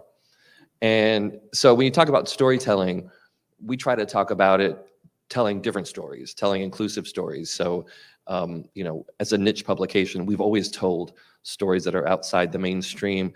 But now I think this younger generation of storytellers, of young aspiring journalists, the stories are getting a lot more diverse, and the places where they can tell their stories are much more inclusive than they ever were before. Part of that is due to social media. Part of it, through social media, we are able to advertise these positions to a much broader audience than ever before. So we're attracting, candidates that maybe never picked up the Blade before. So I think that's really exciting. And the other thing that's very different in terms of our focus is that we have a big international reporting program. We have media partners all over the Caribbean, Latin America. We've recently expanded into Africa and to Eastern Europe. So, again, leveraging the power of social media to connect with voices and communities that we would have never been able to interact with before, and enlist them in our mission of telling the stories of the LGBTQ community. I see that as something that will continue to grow. And we'll go down the line. So what's next for everyone? London, go ahead. I had to be the first. Other than you finding us those monkeypox vaccines. Yes, I was gonna say I'm gonna be finding monkeypox vaccine. Well, that's really big for me right now. It's about me actually helping to build a strategic plan for my office and one that was already in place and putting that together, making sure that it is something that is actionable, that it can be evaluated, and something that is inclusive and equitable. That's really big for me right now. And it's big for me at this point to also bring in those voices that are not heard, bring them into the commission and to create the commission and to also create our work group to help guide the work that we do, to make sure that the things that we do are actionable, that you see them. Like I am big on that. Like I want to actually see like the things that we do, I want you to be able to feel them. Like I wanted to bring emotion to you. And so like I'm actually kind of trying to create a campaign right now with youth, and it's a visual campaign kind of like to evoke emotion online, but it's one of the things to get people involved and be more amplified. But yeah, I want to feel the difference here. Lee. I wonder if I could answer the previous question. Oh yeah, absolutely. Sorry. So I just wanted to say, I think Center Stage is a wonderful fixture in Baltimore. My husband and I have been coming here for many years. We usually are seasoned subscribers, and I'm glad that it's part of Baltimore's story. With estate planning, sometimes I talk about estate planning as writing your own epilogue. So we all have our life story, and with a will, when your life ends, you can dictate what happens after you're gone. And so the epilogue is what happens when the story is over. We talked about, I don't want to talk about SHOP, but we talked about powers of attorney and advance directives. Those can help you prepare for the unexpected as you go down, as you go through your life. I think as members of the queer community, we've talked tonight about how there are ways that we can try to influence the narrative. I don't know if we can turn the narrative on its head or change it, but we can influence the narrative, and that we should do that and make this our story and work toward an ending that we all think is the outcome that this community should see. So that's so storytelling is part of what I do, and I think it's part of what the queer community needs to do as well. And I'm glad to see the Center Stage being part of that. And thank you again for hosting this tonight. I'll end on that note. But Lee, what What's should next people for- be doing next? You're not going to let that one go. I'm not going to let that go. No. What's the question? What's next for me, or what should the community be doing? I think next? both. I mean, I think I answered that question. Oh, Doing what we can to influence the okay. You narrative. can pass the microphone. Okay. I've been told to shut up. I've Okay. got my own. You've got your Thank own. you. No, it's fine. For me, it's just the kids, right? It's I'm a history teacher. I tell stories all the time. I'm on the stage. Wait. What? I'm going to get my Diane Sawyer on Why- right now. why does he Aren't keep you doing going to be this to going me? to aren't you traveling someplace for, yeah, please. Yeah, tell well, us that's about not queer related, but it. You're yes. queer and This is it's true. related to I mean, okay, fair, guys, fair. So I am actually getting to go on a trip. So I'm getting my Master's of Arts in Teaching right now at Morgan State University, and we are going to Europe for 10 days. And I'm going to study the Black experience in cities like London, Paris, and Amsterdam, with really, really cool, like I'm going to get to go to the underground club in Paris where jazz was brought to Paris. Like I'm getting some really cool hands-on experiences. Again, social studies teacher, I don't want to teach my kids about the same boring white dudes from those countries and those cities. So anything that I can bring to get them excited about history, because something that maybe you don't know in Baltimore City, kids don't get social studies until middle school, because we can have a whole conversation about this, but it is said that because they can't read on grade level, they don't deserve social studies. So I have 14-year-old seventh graders who don't know north, south, east, west. They don't know the 7 continents. They don't know the 5 oceans. They know nothing. They know nothing, and it is not their fault, and it breaks my heart. Again, I am new in this, so my zeal is all the way up here. I'm very excited.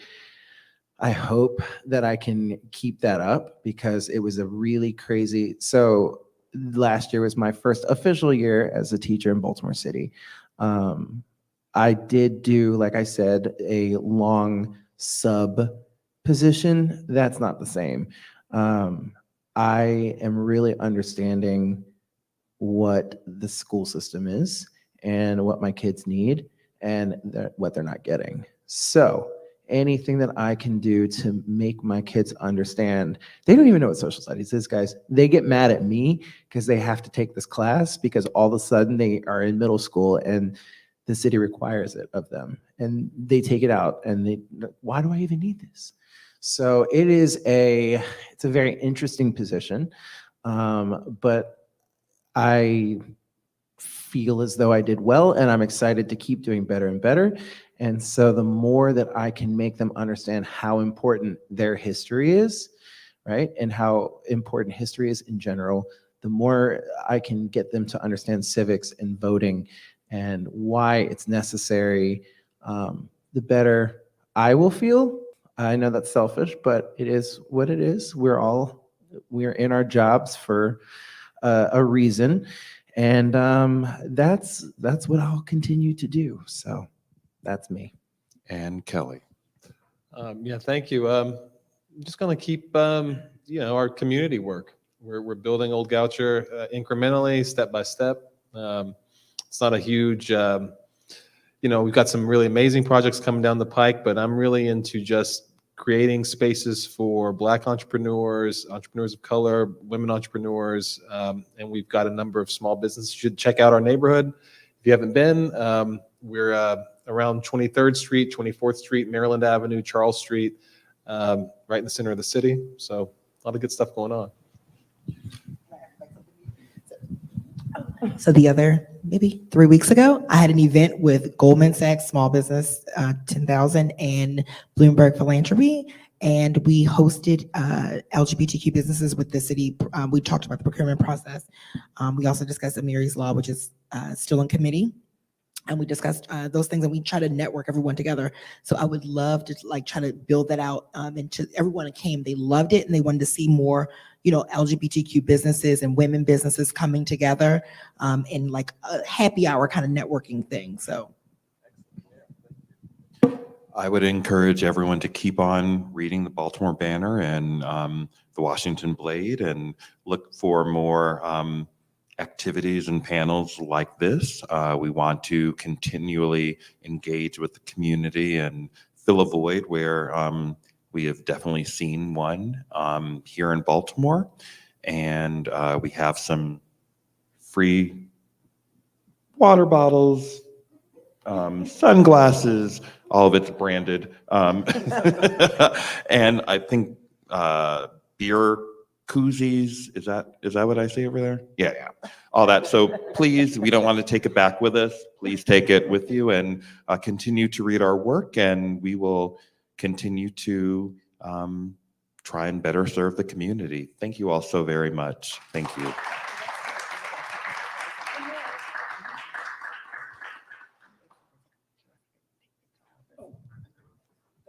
Yeah.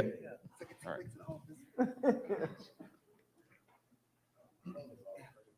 I guess that means we have to stand up. No, we can. Oh, really? You can fit all of us? Okay. You must have an iPhone 13.